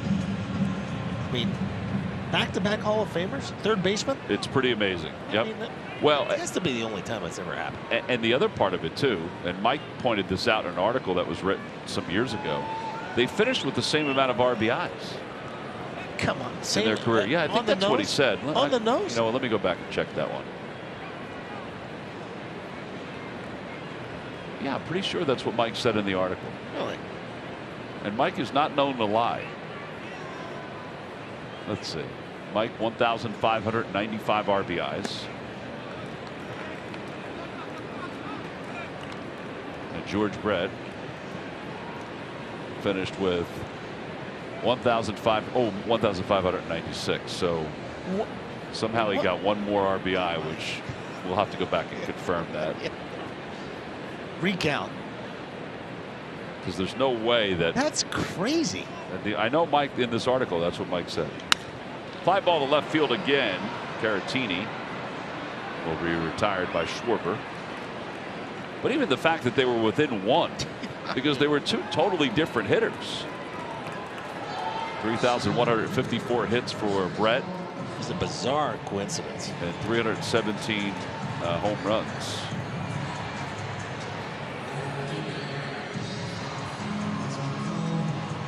Aaron Nola continues to make his pitches again. It's about his ability to command all of his pitches, and whether it's elevating that fastball or working that sinker in on the right-handers, mixing in that breaking ball. I mean, he's been excellent.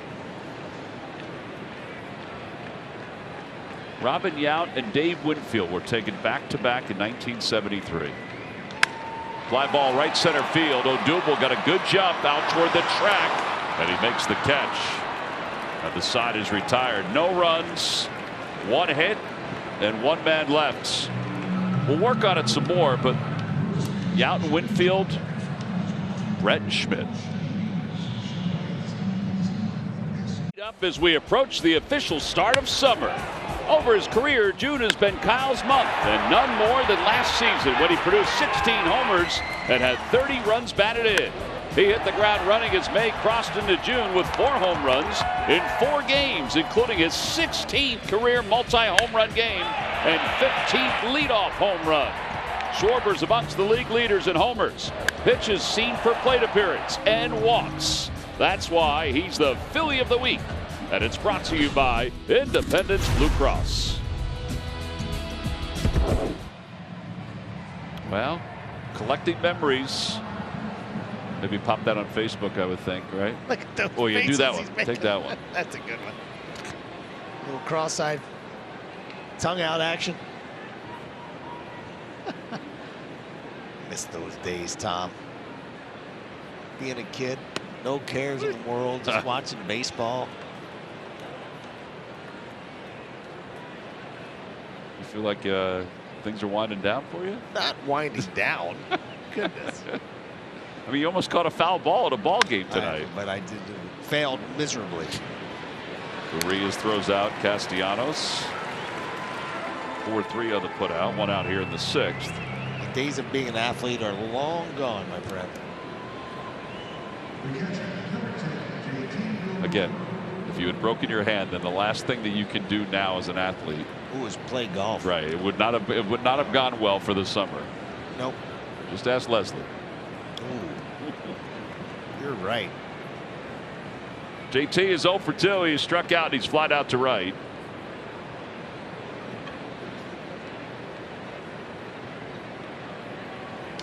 Broke his bat, looped it out to right center field, and that's going to drop for a hit. Renfroe made the play on one hop. The first post-game concert of the summer, presented by Jim Beam, is quickly approaching.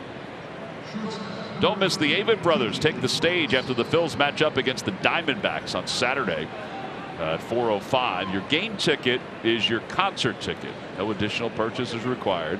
Exclusive field passes are also available to enjoy the show from the infield. Visit Phillies.com/concerts to order today. JT's bat goes down a Warrior. Broken bat, base hit to right field. Take that every single time.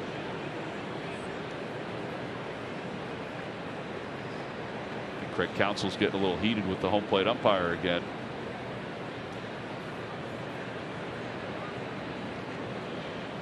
Runner goes, pitch is low, throw to second base is not in time. JT with his 5th stolen base. Yeah, and I love this. I love the fact that they're taking advantage of a guy who's slow to home plate. Caratini had to throw from his knees because it was such a great jump by JT, making things happen. Love that action.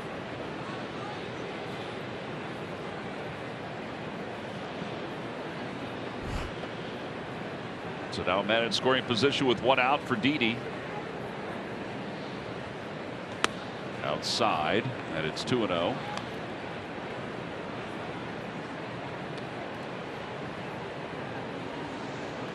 It's so important for them to continue to add on.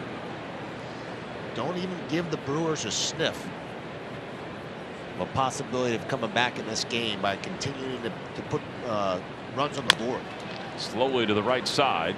Didi hustling up the line, and he's retired. Over to third, JT. And here's Alec Bohm, who's 0 for 2. He might be the perfect guy in this situation. Might be the best on the team with 2 out RBIs. He's had a lot of success in these situations. Like to see him drive this 2 out run in.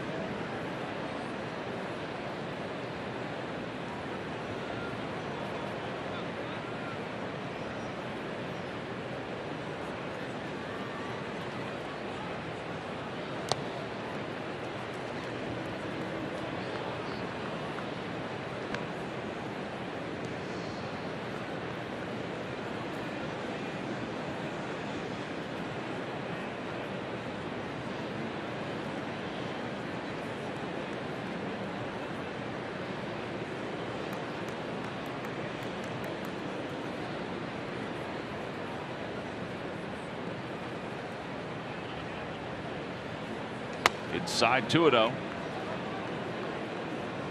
Odubel's on deck. This is probably the last hitter for Hauser. The lefty Suter warming up in the pen. No doubt. Might be his last hitter, regardless of whether he gets him out or not. Back toward the middle, flagged down by Hauser. It's a good play. And he gets through the 6th inning. 9 pitches for him. No runs, a hit. Phillies leave one over third. Middle of the 6th inning. Phillies on top, 5-0. Pennsylvania Lottery. Pennsylvanians are scratching their way to fun thanks to the Pennsylvania Lottery scratch-offs. Players must be 18 or older. Please play responsibly. And by CarShield. CarShield cars go farther. Phillies lead at 5-0. 5 runs on 7 hits. Time now for your Toyota Camry turning points of the sausage race. It was tight to the end. Not for Chorizo. Where's my guy? He's in the back. He's in the back. Whoa. Wow, you did it again. Is that you? You picked the Italian guy again? That's your Toyota turning point. The Italian sausage. It was kind of a slow moving race. Yeah, well, a little tired from yesterday. Top of the order, Christian Yelich leads it off. Now 12 of 19 first pitch strikes for Aaron Nola, and that's a recipe for a very positive outing. That one's back toward the middle, a base hit for Yelich. 10th hit against Nola in his career.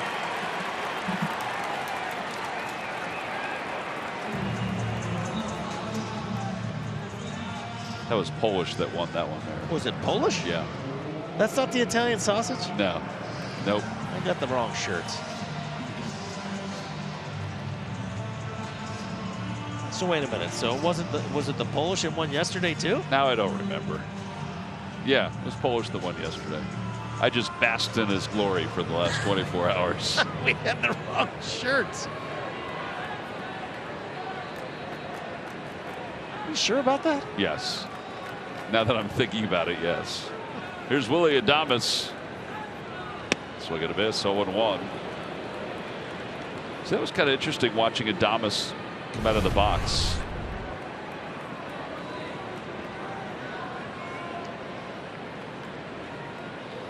Hot dogs are the pinstripes. Oh, Polish is in the front there. I Yeah. thought that was Italian. Why did I think that was Italian? Clueless. I do not know my sausages. Toss over and Yelich is back. You would think after being in this stadium for so many years and so many times, I would know the difference. I remember back, it was probably about, I guess it was about 10 years ago. Larry was still traveling. So it was a little while ago. Oh, one pitch coming at the knees, 0-2. And we came in to the ballpark, and all of a sudden we looked to the right, and there were all the sausage costumes. So of course, without having any guidance, we decided to walk over and see what we could do. Are you serious? Oh yeah. Who won? Did we have a? No, we just tried to put them on. Oh, We're all a little taller for them. I would assume that you were hand slapped readily. No, nobody even said anything. They were just sitting there. Swing and a miss, and Adames strikes out. That's 5 strikeouts for Nola. It's kind of like that time when Larry went down the slide. Speaking of good pitching, how about this? So the Blue Claws, the Jersey Shore Blue Claws, this is what 4 of their 5 starters are going to be moving forward. Andrew Painter has been promoted to the Blue Claws, so he's 19.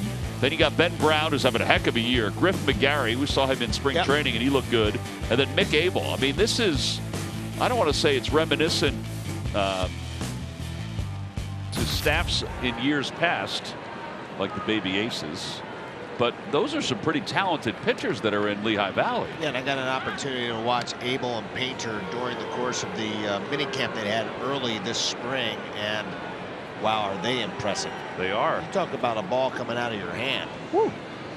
And then the other thing, too, is that, you know, Kyle Glagoski, last night, 5 innings, 8 strikeouts for the Blue Claws. We don't even have him on the list. He's trying to keep up with the Joneses there. Yeah, he's not allowed to run in 12 innings, 3 starts for Jersey Shore this season. So the Baby Aces, says right around the time we had the Halliday, Lee, Oswalt, Hamels. Let's just make sure everybody knows that that didn't really work out. That didn't work out too well. But Trevor May, It was Jared Cozart. Yep. Brody Colvin. But you traded Cozart to the Astros for Pence, so that's good. Yeah. Colvin, Jonathan Pettibone, who blew out his shoulder, Julio Rodriguez, and Jesse Biddle. Right, that was the 5th one. Jesse, isn't that what we said? I'm not sure. No, that's fine. May, Cozart, Coleman, Pettibone, and Rodriguez, and then Biddle. But hopefully these young men will fare much better than those young men. Yeah, these dudes are younger, though, too. I mean, you got 19 and 20. Yeah. Really, scouting department's done a really good job these last couple of years finding some arms like that. Yeah, and really that is the toughest thing. And you see the organizations that have the most amount of success. And you see they bring up great pitching, and it's and develop it. It's Tampa Bay and LA Dodgers and even the Cleveland Indians. It's one of the reasons why they kind of stay towards the top of that Central Division. Left side of the infield. That's way up there. Didi's under it. They'll make the catch for the second out. Yeah, big out right there by Aaron Nola. Finally getting Tellez. He had a couple of base hits against him, and he throws a high fastball, gets a nice easy pop up to Didi, and records a second out of the inning. Excuse me, first out. Yes, second out of the inning.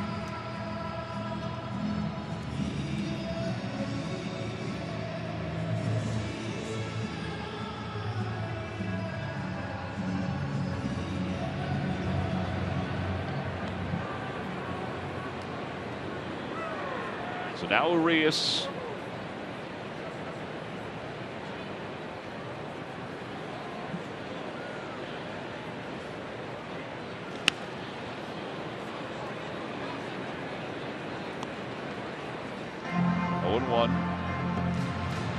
Said that a lot of times today. Yeah. 0-1.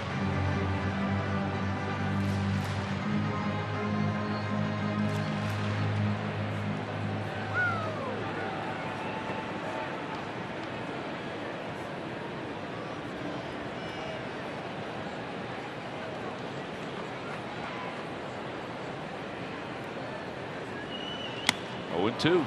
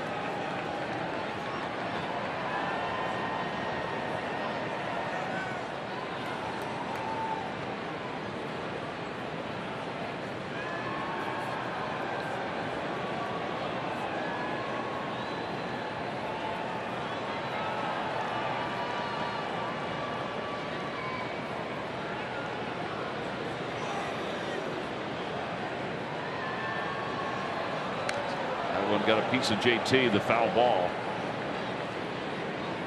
And it remains 1-2.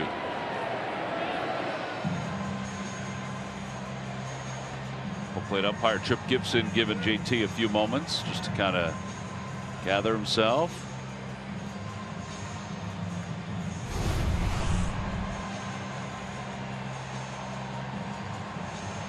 It's got him in a very uncomfortable area.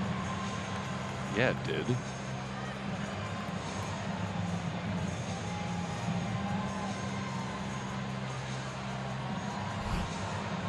Another one of those commercials for having being on both your legs. I mean, again, I honestly, I believe that if both knees are up, that ball gets blocked off by a shin guard. Well, that pain should be enough to get Shouldn't you it? back on your feet. He's got, obviously in that stance. If he's not in that stance, he's not nearly as exposed.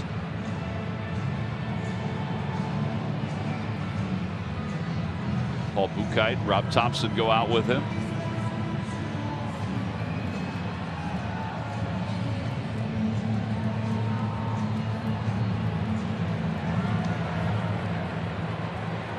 So the only weather forecast you can count on. NBC 10 First Alert Weather, the most accurate weather team 7 years in a row. Know what's headed your way before it hits on air on the free NBC 10 app. Count on it. Wish we had that on when we came out here to Milwaukee to know that it was going to be cold. we didn't prepare too well for that one.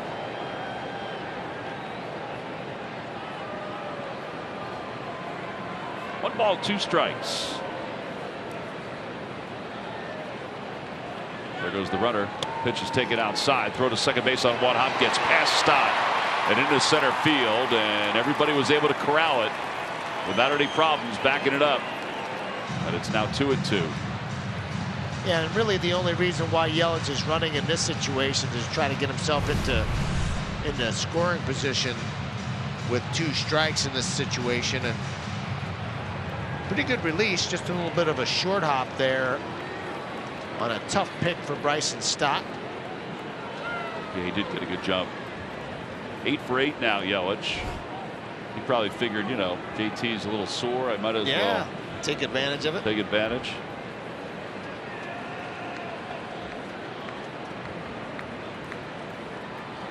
And now the 2-2 coming from Noah.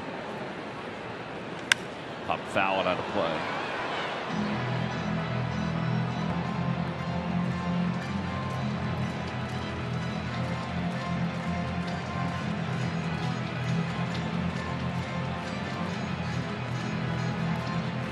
And it's been pretty efficient so far, up to 75 pitches now, and Urias kind of battling him here in this at bat.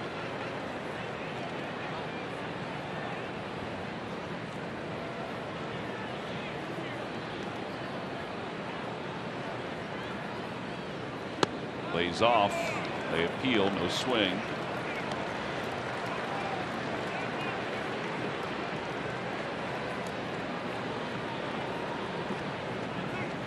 Barrett has allowed 4 hits. It was 5 until a few moments ago when the Jace Peterson bunt was changed to an E2. I'm a little surprised that they changed that, since it really had no bearing on anything. Either way, yeah.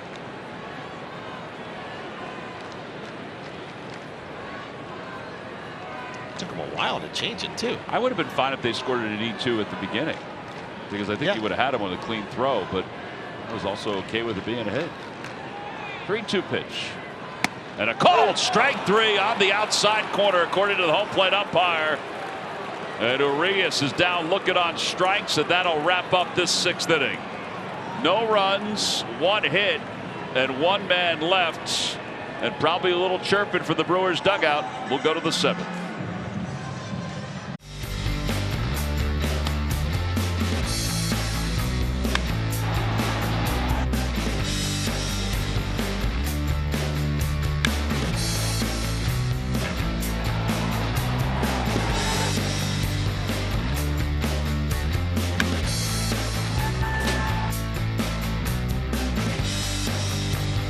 Time now for your Delaware Valley Honda Dealers game summary. The Phillies got 4 in the 3rd on the 2-run home runs by Hoskins and Stott. And then added another one in the 5th inning on the home run by Herrera. Aaron Nola, 6 strikeouts over 6 innings and 4 hits. And he basically doubled his output of home runs given up this year. Only 3 coming in, and they pick up 3 against him. Nice job by the Phillies at knocking him out. Yeah, so he's done. Hauser is 6 innings, 7 hits, 5 runs, 1 walk and 5 strikeouts. And now Suter, and Odubel stays in the game, swinging bunt in front of the plate. 1 out. Brent Suter, middle reliever, left-hander with a whole lot of funk to his delivery, and he's really all about another guy, all about deception. Throw a lot of 4-seamers, 72.5% 4-seamers. Will mix in some changeups at 19%. Every once in a while, a curveball and a sinker, but he's got that funky delivery, and he's really much better against left-handers. One of the reasons why he's in this game at this juncture of the game. He's going to face 3 in a row.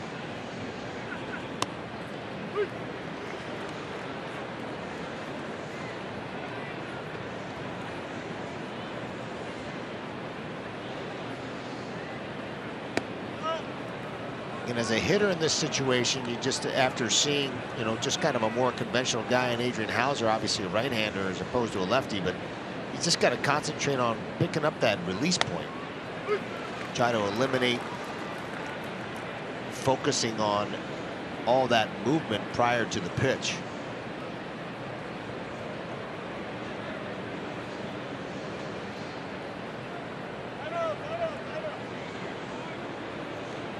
And he sure does love to work quickly, so you got to try to mess with his timing just a little bit.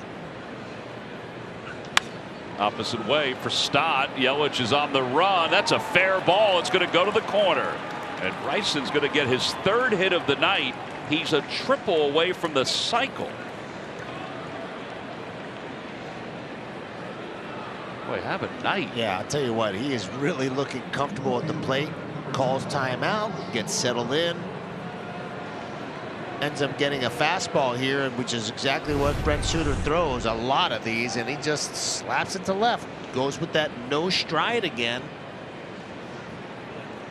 Makes you think, why doesn't he do it every time? And why does he wait till 2 strikes to make it happen? He's definitely made some adjustments. Sure has. Especially with 2 strikes. Really nice piece of hitting.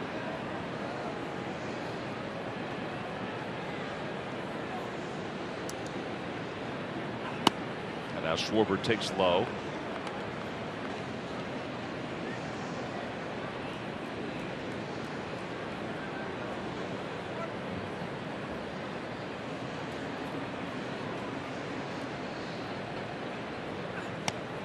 A ball and 1 strike.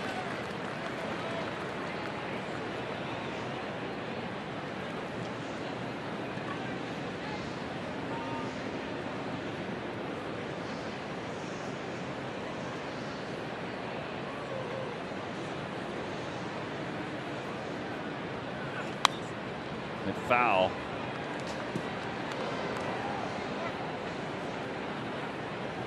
Aaron Nola's got 6 scoreless innings so far. Talking things over with Caleb Cotham. Pitch counts in a good spot. He's got McCutchen, Peterson, and Renfroe due up in the next half inning. That guy's not going to hit. Not yet. The 1-2. 2-2. He just came from his beer league softball game.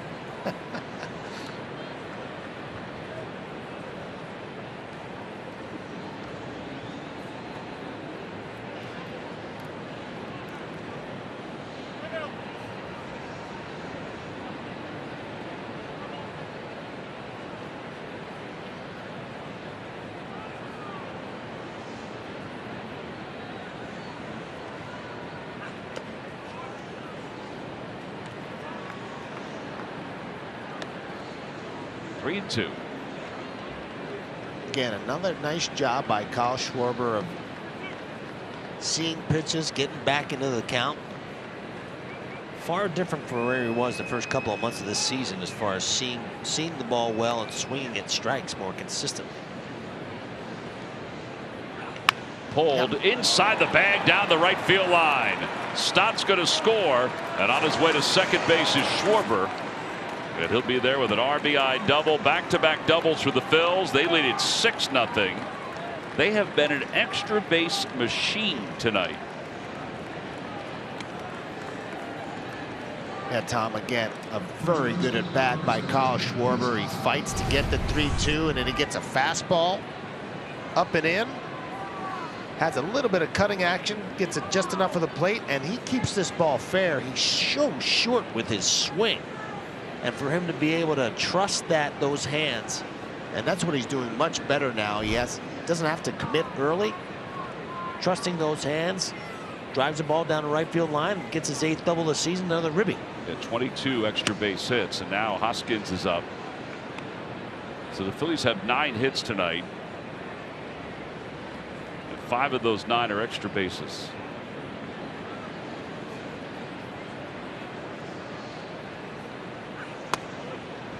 Yeah, I got to be honest with you. This is exactly what I envisioned from this offense from the get-go, and they really didn't get their things going and their offense really rolling until very recently. And you know, a lot of it has to do with Kyle Schwarber. I mean, he's really gotten hot.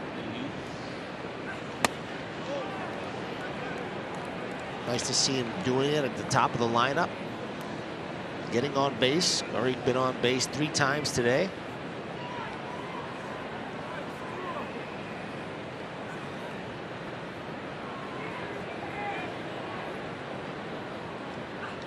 Tap foul, and it's 3-1. He got the green light.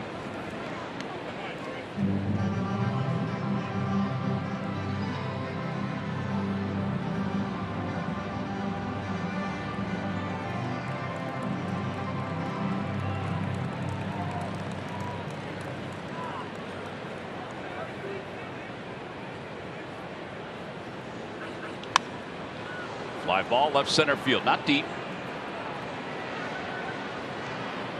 And Kane splits Yelich and Urias to make the catch. 2 outs.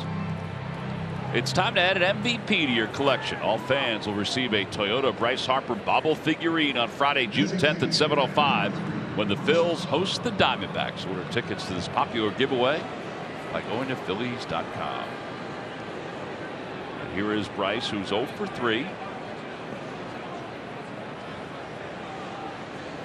Tell you what, really nice to be able to put this many runs on the board even when Bryce Harper is not contributing. He's been the one kind of carrying him in a lot of ways. Bryce going with the no gloves this time. And a different bat. Oh, yeah. He had a red bat last time.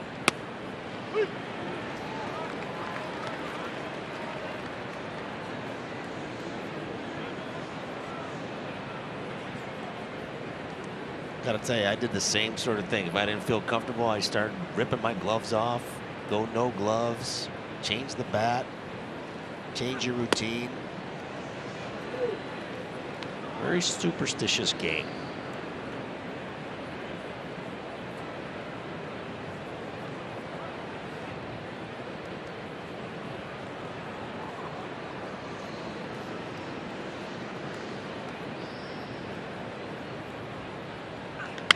Pulls it foul, 1-2.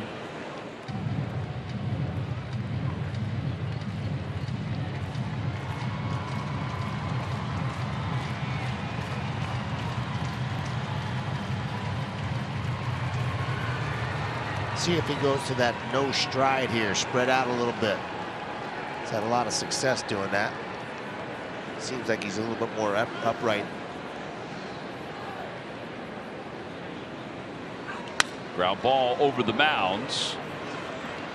And Harper's retired. Phillies do get a run though on the RBI double by Schwarber. Time to stretch. It's the Phillies 6 and the Brewers nothing. Barkhand, Ricky Bottalico, Ben Davis. They're getting runs. And Aaron Nola tonight. Way to pitch, huh? Yeah, he's dealing. He looks outstanding tonight. The pitch count is still fairly low, even though that last inning it got up a little bit. But man, are they swinging the bat? Schwarber at the top, Stott at the bottom, doing it all. What's he doing differently, Nola, than he did his last start, in particular the 6th when he threw 32 pitches? He just hasn't gotten to that point where his ball starts flattening out. It started to a little bit in the last inning, but he kind of fought through it. I think he just gets – I think it's like a mental block. I think he knows what happens later on in ball games, and sometimes he just doesn't make his pitches with conviction. You have to go up there and you have to see that spot and throw to it every single time. Once you start losing a little bit of concentration, you start flipping the ball up there. You don't get on top of the sinker a little bit. You got to stay on top of the ball. On top of the ball. You got to. Ferris wheel, not a merry-go-round. That's right. You Come have on, to do you know that, please. Hey, Rube, how's Chorizo doing there? How's Chorizo doing? Not good. About as good as my hands are. Oh, Not nice good. catch, Not too. good. Yeah, You stink. Yeah, terrible. So what are you saying? Man, bring a glove up there with you or something, because you're not catching a pair. Should bring You're glove. 0 for 2 this year? Ernie Harwell used to bring a glove all the time. Yeah. Ernie Harwell did. But aren't you 0 for 2 this year, Tom? I'm trying to figure out how to do this part of the game first. What part? This part. What part is that? It's going swimmingly. Yeah, and you had a rough time talking in the pregame show. Yes, I did. Besides that, you've been good. I thought you were great. But Tom got it out of me. All right, we'll see you post-game. See ya. Good talk. See you guys. These guys are having too much fun. Well, that's what happens when you play, well, when you have a 6-0 lead in the 7th. That's got to keep it going here, though.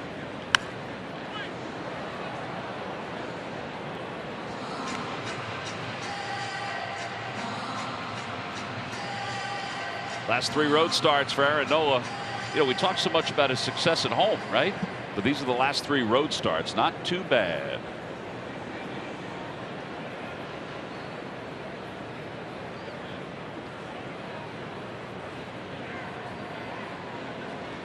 Fouled back. Yeah, I would argue that he's probably been, I know that Zach Wheeler has been probably the more dominant pitcher as of late, but as far as consistency throughout the year, I think Aaron Nola has been as consistent as anybody in the staff. Yeah. He does have that one inning, as we talked about, and I think it's more, for him, I think it's just more mechanical. He just gets out of whack mechanically, and that's one of the reasons why some of his stuff flattens out in that particular, whatever that inning is. Yeah, I have to say that those numbers right there are surprising, because we've talked during his career how good he has been at home. I think it's really coincidental. I really do. I just think it's year to year, things are different. I know he's pitched very well, feels comfortable on that mound. 2-2 at home, but again, I just think it's more coincidental where he gets into that one inning that he just can't get his mechanics together and can't right the ship until, you know, some damage is done.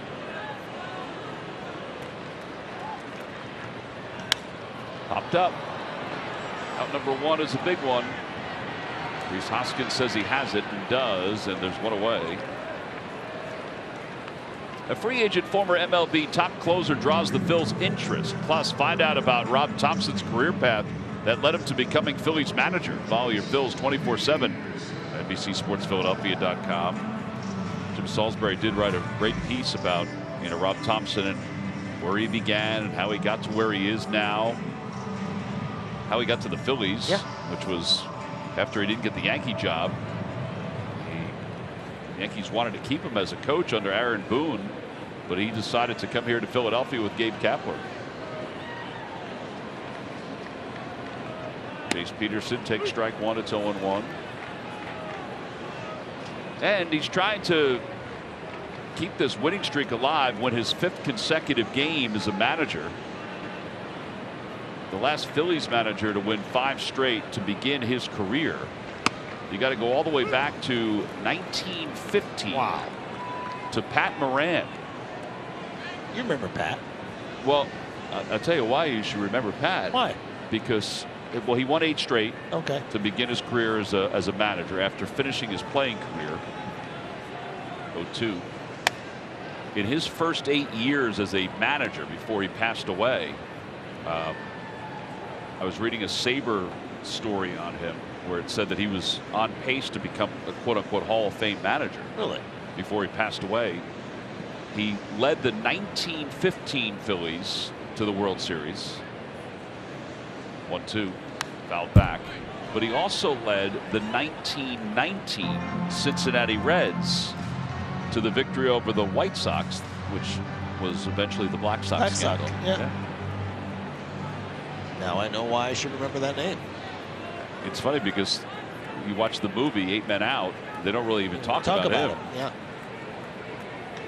Fly ball left center field. Odubel is there and says he has it, makes the catch. There are 2 outs. When Moran was the manager, kind of like when Connie Mack was the manager of the Philadelphia Athletics, you know, you were the GM basically too. That's right. He oversaw everything, so he revamped the Phillies team that went to the 15 World Series to lose to Babe Ruth, or to face Babe Ruth in the Red Sox, but he revamped the team. Some people feel like he, according to the Sabre story, helped build Grover Cleveland Alexander to a 31-game winner. How about that? You're a wealth of knowledge, Tom. Got a lot of time on my hand today. Here's Hunter Renfroe. Bounces back to the box. Aaron Nola has it, and it turns out to be a comfortable 1-2-3 7th inning. 7 scoreless for Aaron Nola here tonight. We'll head to the 8th. 6-0. To you by your local Delaware Valley Honda dealers. Hurry to your local Del Val Honda dealer. Visit DelValHondaDealers.com. Phillies lead at 6-0 as we go to the 8th inning. Time now for a Hyundai defensive play of the game. A nice little double play ball, pretty routine, but They haven't had to make a ton of defensive plays, but they made that one nice and cleanly. And tell you what, just some nice, easy fly balls, a couple of ground balls, some punch outs, and making quick work of the Milwaukee Brewers today. 1-2 to Castellanos.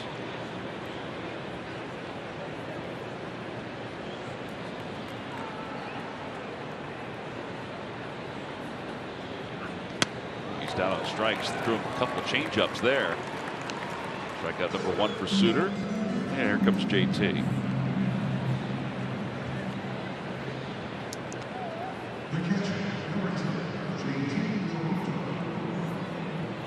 JT is 1 for 3. He is struck out. He's flied out. And he is singled. Got himself a stolen base.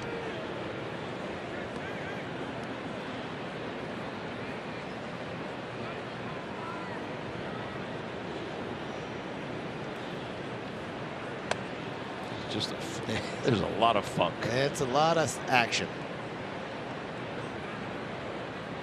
And it's not like he has a tremendous breaking ball, but it's, you know, he does have some life to that fastball, and it gets on you pretty quickly. Over to third. There are 2 outs.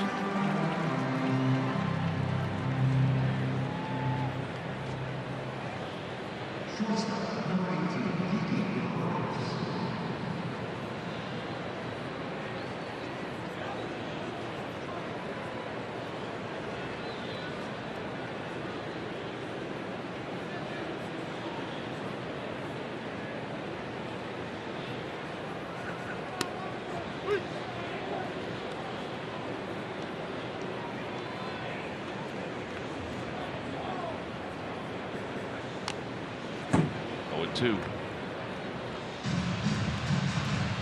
That's one thing these Brewers guys that are coming out of relief. I mean, they are work so quickly and so efficiently. I think that is just a mantra that they have here in Milwaukee, where they just want to get the ball fired. Yeah.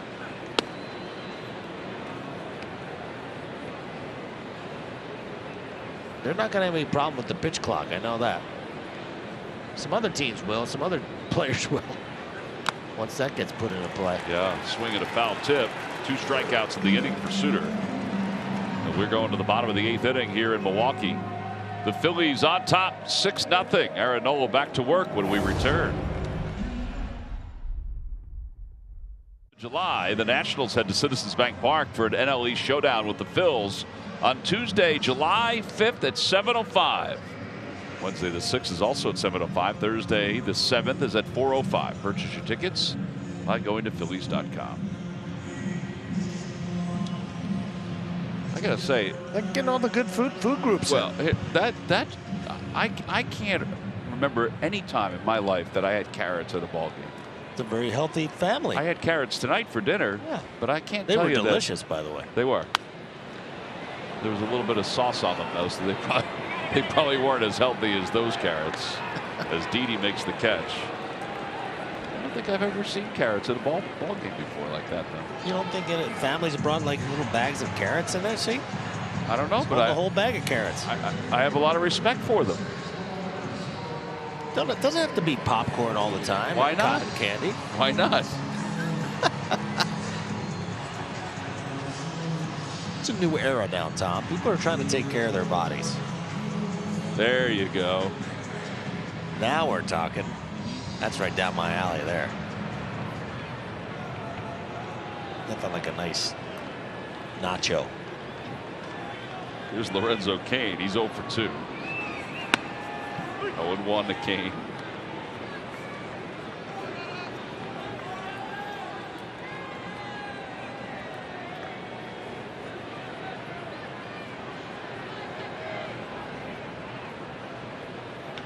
Fly ball center field. Pretty well hit.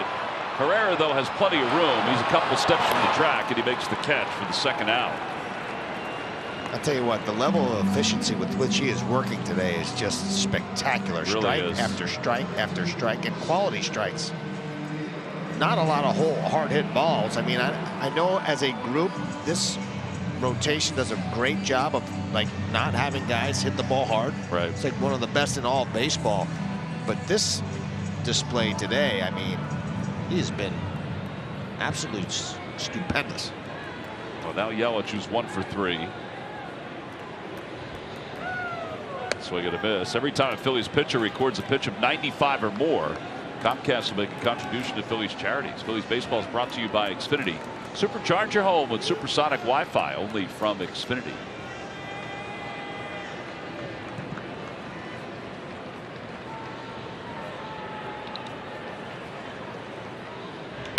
Yelich fouls it away, and it's quickly 0-2. So before this game, per StatCast, the Phillies starters had the lowest average exit velo of any staff in baseball at 87.1. The next closest was number 2 is the Los Angeles Dodgers at 87.6. It's had to have gone down tonight because I would agree. I don't see a whole lot of balls being spanked. Yeah, and his hard hit percentage, which is baseballs that are 95 or more, is basically what it was last year. There might be a hair of a difference from last year. But yeah, those are good numbers. They're terrific.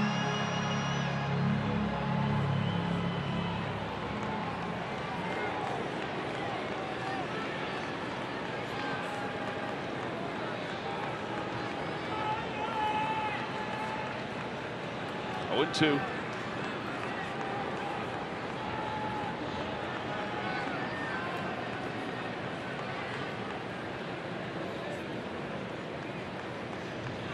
And a pitch that just missed. Wow, that's been a strike tonight on certain levels. Yep. 1-2. Little off the plate, though, according to the box. And Council's been grinding on him all night, so if he would have given that one, he might have gotten tossed.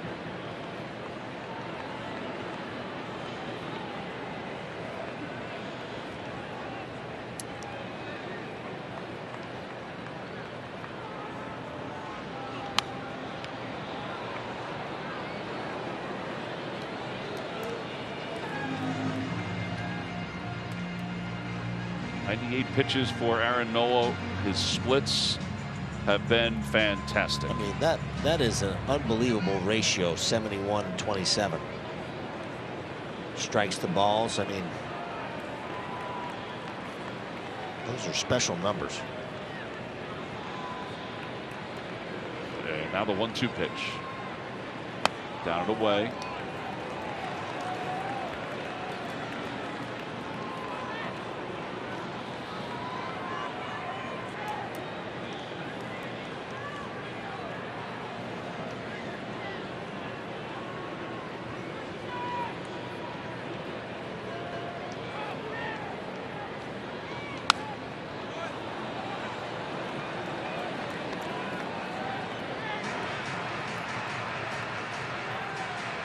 It will be interesting to see if he gets him out within the next couple of pitches here, if he sends him out again for the 9th. Usually you don't see a whole lot of managers sending guys out if they're at the 100 century mark. Send them out there for the 9th.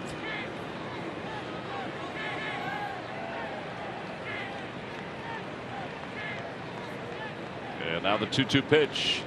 Fouled off.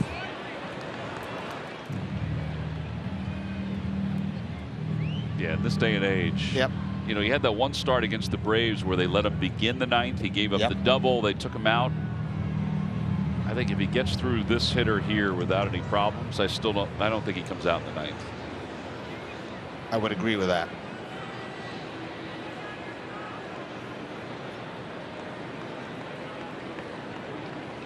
Three infielders on the right side. A couple foul balls by Yelich to keep the at-bat alive. And now the 2-2 pitch. High, 3-2.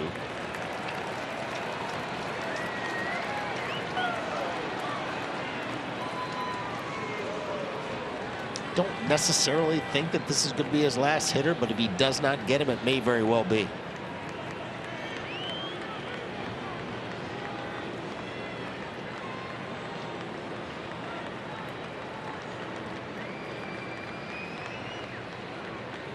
Hit on the ground to first. And it's gobbled up by Hoskins to the bag in time. 8 shutout innings for Aaron Nola. He has been brilliant tonight for the Philadelphia Phillies. No runs, no hits, and nobody left. Another 1-2-3 inning. He's retired 9 in a row. The Marlins coming to town for a divisional matchup beginning Monday, June 13th. That would be next Monday at 7:05. In fact, the first two games are 7:05. Wednesday, the 15th, is a 1:05 first pitch. Visit Phillies.com to purchase your tickets. In between innings, congratulations to Aaron Nola. Big time outing tonight. He sure deserves it, boy. That was just an efficient an outing as you've seen all year long, and He really has been tremendously consistent, doing it with all of his pitches. It's a tremendous performance. And you had a feeling, Tom, you were kind of calling a no-no for the guy. I just felt like he was primed, and because I know how frustrated he was after his last outing. Yeah. Yeah, because he was cruising. Yeah. Yeah, the clubhouse guys are going to be happy about that. He's taking care of business. Alec Bohm lines a base hit into left field, heading to the corner. And Luke Barker in for the first time. Allows the leadoff double. Yep, second game for Luke Barker. He's had 2 innings pitched with 0 ERA and no whip. 60% four-seamers, 40% splits. You know, his split is really odd. It's a pitch that looks like a slider out of the hand with the action of it. But I guess they call it a split because he holds it with a split grip. I don't know if I've ever seen a pitch do this. Really nice to see Alec Bohm turn on an inside fastball like that. He starts doing that more consistently. I'll tell you what, he's gonna be a scary offensive player, because he's had some trouble with that ball on the inside part of the plate, and for him to turn on that, it's a good sign.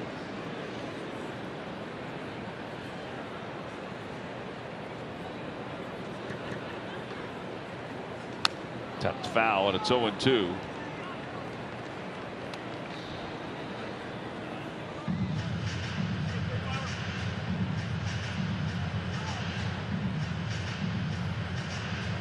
Odubel's walked, he's homered, and he's also been retired by Caratini on a swinging bunt.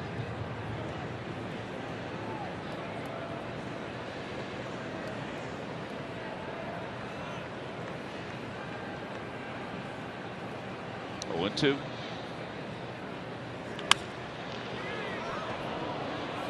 Remains no balls and 2 strikes to Odubel.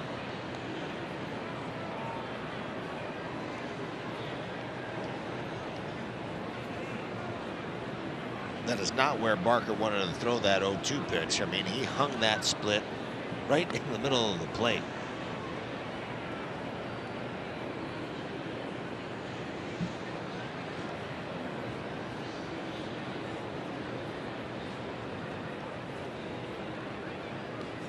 That one's hit sharply. Diving stop to Les. That's a heck of a play. That big man is moving around the bag. Over to third goes Bohm. And 1 out. And Bryson Stott's going to get a chance here. Yeah, Rowdy Tellez has really improved defensively. Not really known for his defensive prowess, but I'll tell you what, he's made every single play here and playing better and better defensively. Getting an opportunity to play first base pretty much every day here in Milwaukee, as opposed to when he was in Toronto, kind of more of a DH. Well, now Bryson Stott, who has his first 3-hit game of his career, takes outside. He's homered. He reached on an infield single, and he doubled his last time up. He's raised his batting average from 152 to 179 with his 3 for 3 tonight.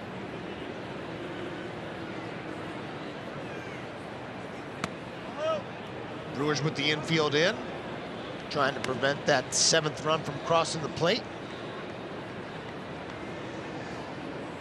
See how disciplined Bryson can be and try to drive the ball the opposite way in the air.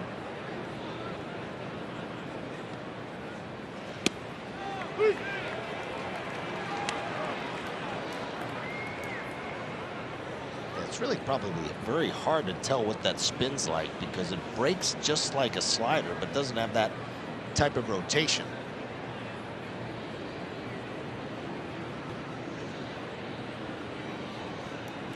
Back toward the middle, off the body of Barker, and it's going to be a base hit for Stott. He's 4 for 4. Wow, a whole face full of base hits. 4 knocks today, and that really nice to see him settling in. Boy, that's outstanding. That is outstanding.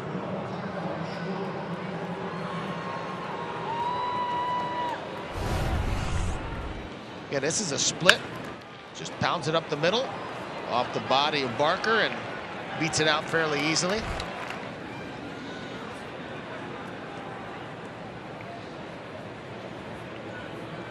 Well, now it's Schwarber who has 3 hits tonight. Phillies have 11 hits, 4 have been by Bryson Stott. Had a pitch low and in, 1 ball, no strikes. You know, Stott would have been out if Barker's body didn't get in the way, but he would have gotten the RBI. Yep. Because once the ball got past the mound, Bohm would have come home.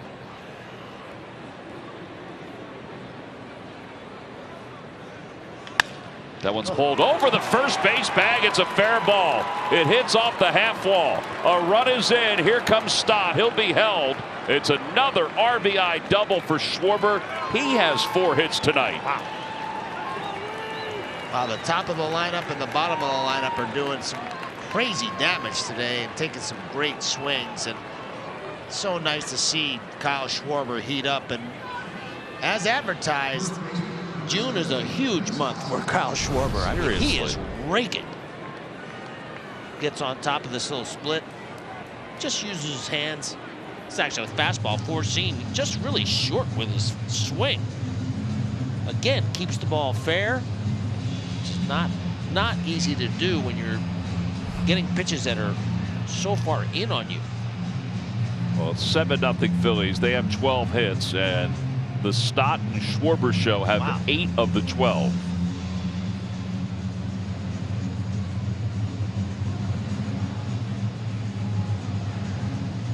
And obviously, all these games are important. But with the Braves winning the way they're winning, yeah, they are. They're hot. They're on fire. Phillies are keeping pace with them. Mets are trailing the Padres 2-0. I don't think you can even think about that right now. Actually, you know what? I don't even think you can think about any of it except for just playing good baseball. Yeah, you're right. Only take care of the things you can take care of. Check swing, slow roller. The play is at first, and Reese is retired. 2 outs.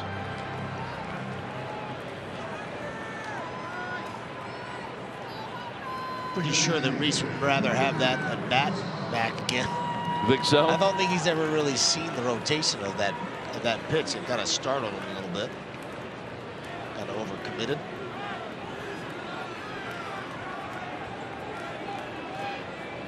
Bryson Stott with his first 4-hit game of his career. Kyle Schwarber his 3rd 4-hit game, first one since 2015. And now Bryce Harper, who's 0 for 4. He's got his gloves on this time, Tom.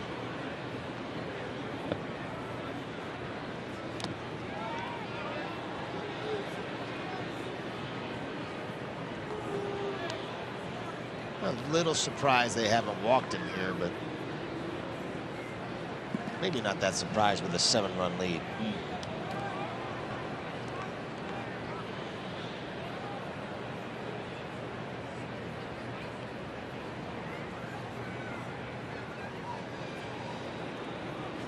And a high fly ball to deep right field. That's going to put an exclamation point on this ball game. A 3-run home run for Harper. It's his 14th of the year, 44 RBIs, and the Phillies have busted this baby wide open.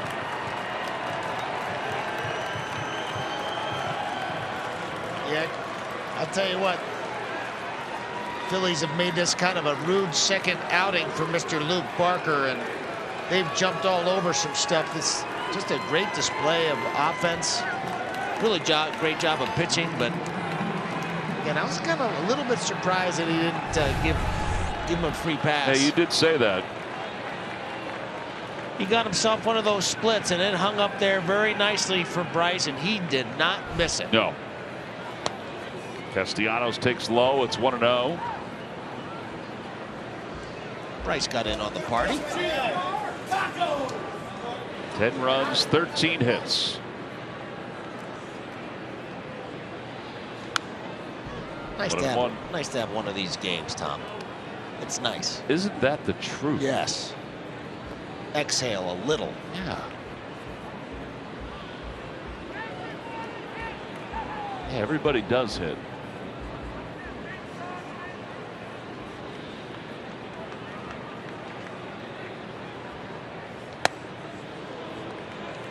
1-2 to Castellanos. Aaron Nola certainly has been deserving of one of these kind of games. Yeah. Not the most well-supported pitcher on the staff. Well, those numbers are going to change after tonight. Yeah.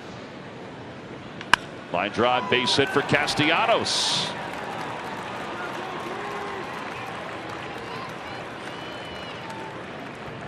JT is coming up.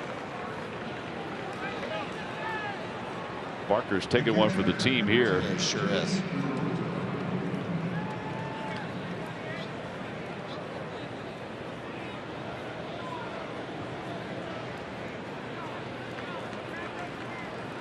Moniak's going to come on for Castellanos.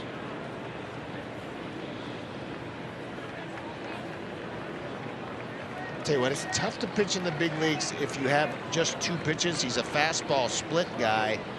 And if that split, if both those pitches are not plus pitches, it's just very difficult to be able to compete at a high level here at the major league level. You either have to absolutely paint with your pitches, right, or have one of those pitches that are devastating, and he has kind of an average fastball or slightly below average fastball velocity. And the split, while it's funky, it's not a devastating pitch. And the Phillies have taken advantage of that.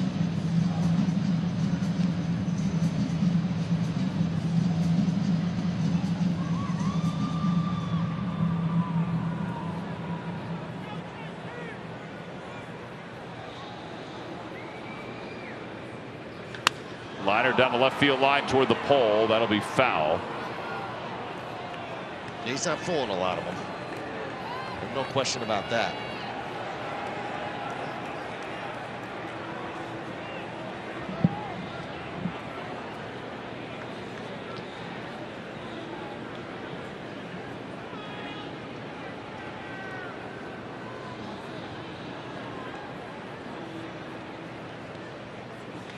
Swing and a miss.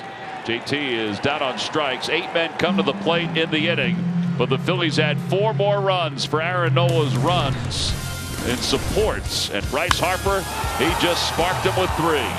A 3-run bomb, and the Phillies enjoying a 10-0 lead as we go to the bottom of the 9th inning.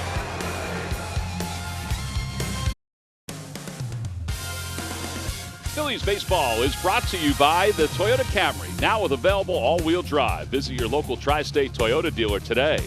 By Xfinity, supercharge your home with supersonic Wi-Fi, only from Xfinity. By Citizens, official bank of the Phils. And by Independence Blue Cross. Learn more at IBX.com. Well, we go to the bottom of the 9th inning. Andrew Bellotti is the new pitcher for the Phils, and he delivers a strike. It's 0-1. Bellotti, 19th game, 3.86 ERA. He's working with a 10-run lead.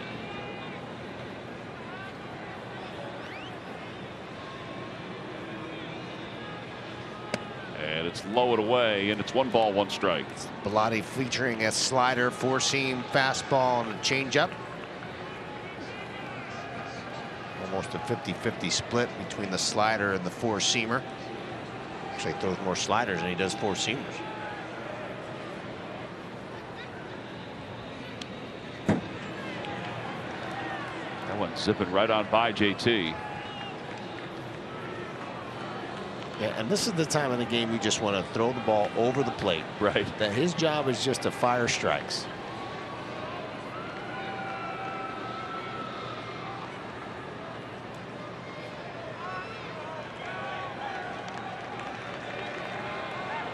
Two and 1.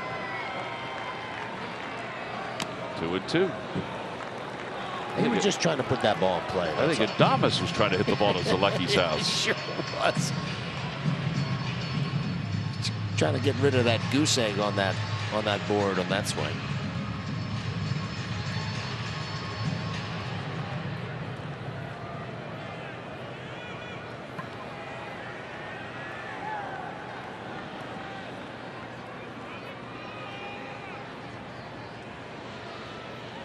Swing and a miss.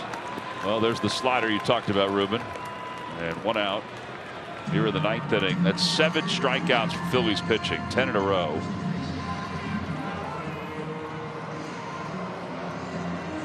By the way, Bierling's in left field, Moniak's in right field, Scott Kingree's at second base for the Phils.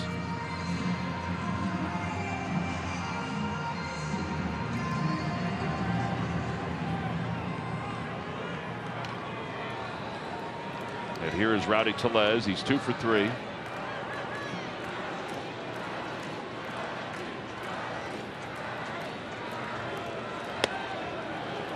Pretty wicked movement. Yeah, excellent slider there.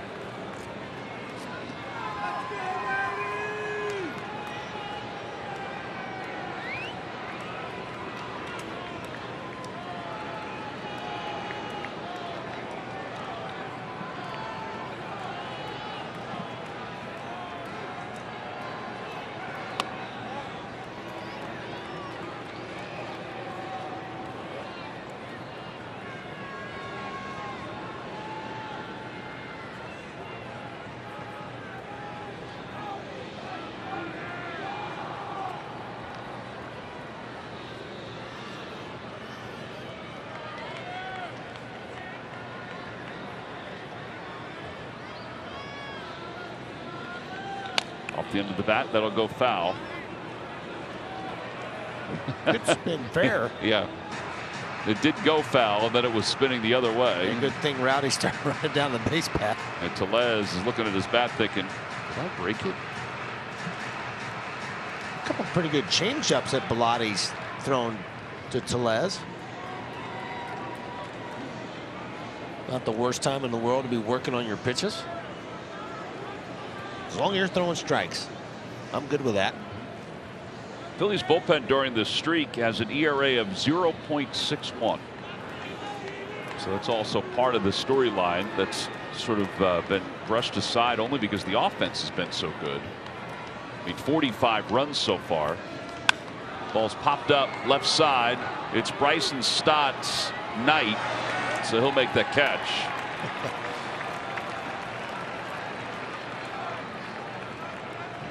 Tomorrow, 2 o'clock Eastern time, we'll wrap up this 3-game series. Good pitching matchup, too. Zach Eflin against Corbin Burns. Oh, yes. See if Corbin Burns can retake the strikeout lead. Certainly hope not. Hopefully we'll knock him out long before that. It's a good way of putting it. Yeah. Well, he's got awfully good stuff. He does. He's a good one. 2 away. Urias the batter. Ground ball toward third. Charging his ball. Gobbles it up. Throws on the run. And it's dug out by Hoskins. He held out of the bag. And everything is bouncing the Phillies' way. They've won 6 consecutive games to start the month of June for the first time since 1978. As Rob Thompson and the Philadelphia Phillies win it easily tonight by a final score of 10-0. Between Nola and Bellotti, they retired the last 12 hitters that they faced in this ball game. Just a great effort by everybody. Just a beautifully played game, very complete. They swung the bats well. They caught the ball. I mean, Aaron Nola was spectacular, and it's just a really good baseball game by the Philadelphia Phillies. Yeah, the last time a manager won his first 5 games in taking over was Clint Hurdle back in 2002 when he took over for Buddy Bell. Wow. And the Colorado Rockies. And that's what Rob Thompson has done. Overall, the team has won 6 straight. 10 runs on 14 hits. Chevrolet players of the game. Aaron Nola, fantastic. 3rd consecutive win, 8 innings, 6 strikeouts. Stott, pretty incredible what he's been able to do. And then Kyle Schwarber. Yeah, 4 hits apiece, and those guys just swung the bat beautifully at the top of the lineup, at the bottom of the lineup, and it's nice to see how much length this lineup can have, and all the contributions that they can have when they're going on all cylinders. Well, this is what Bryson Stott did tonight. This was big right here. Yeah, he gets to a 2-strike count, and he just goes into a no stride mode and just flicks this ball out to the right field, and it carries all the way out second deck.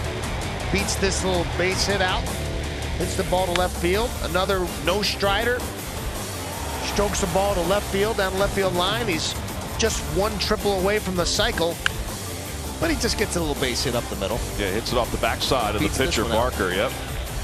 Now that's his 4th hit of the game. And he joins us down on the field. Bryson, I like the fact that we're making this a routine now where you're joining us in the postgame. Congratulations on a heck of a night. This must be, like we said the other day, an incredible feeling to contribute the way you've been able to contribute. Yeah, I mean, it's awesome anytime you could come out to the field and do your job and get the team, I mean, runs when we need them. And, I mean, Nola was unbelievable. Obviously, he didn't need very many tonight, but to see those bats come alive again is a beautiful thing. Yeah, Bryson, one of the things that I saw you do in the 2-strike situations is going into a little bit of a no stride. Is that something that you picked up from Bryce Harper, or is it something you've been working on with Kevin Long? Yeah, I mean, me and K-Long have kind of got together and started doing that. So kind of cut down on some swing and misses and really just kind of shorten stuff up and get into the right hitting position more frequently. And I mean, against tough lefties, I'll just go straight to it. So it's comfortable now, and I'm going to keep rolling with it. You know, the home run that you hit in your first at bat, I mean, it was big on a number of occasions, because when you have a winning streak like this, getting runs early, it kind of relaxes everybody. Did you guys feel that way with those 4 runs that you got early on? Yeah, I mean, obviously when you have Nola out there and you know what you're going to get, and for us to put some runs up early for him and just let him kind of settle in and do his thing is big. And obviously the energy in the dugout is unbelievable right now. And I mean, it's just incredible to come to the field every day with these guys, and the amount of fun is crazy. Yeah, Bryson, I mean, you look so much more comfortable in the box. Is this the feeling that you had like most of the spring? Because it almost looks like you have the kind of the identical approach right now. Yeah, I mean, obviously, I mean, like I said the other day, the more times you do stuff, the more comfortable you get. So just kind of getting all these at-bats has been huge for not only my swing, but just to kind of feel that groove. And Castellano said I look like I'm in Clearwater again. So, I mean, I hope I can keep this going. And I mean, I feel way more relaxed and a lot more comfortable. I know we've talked about this with you, that the young guys have contributed.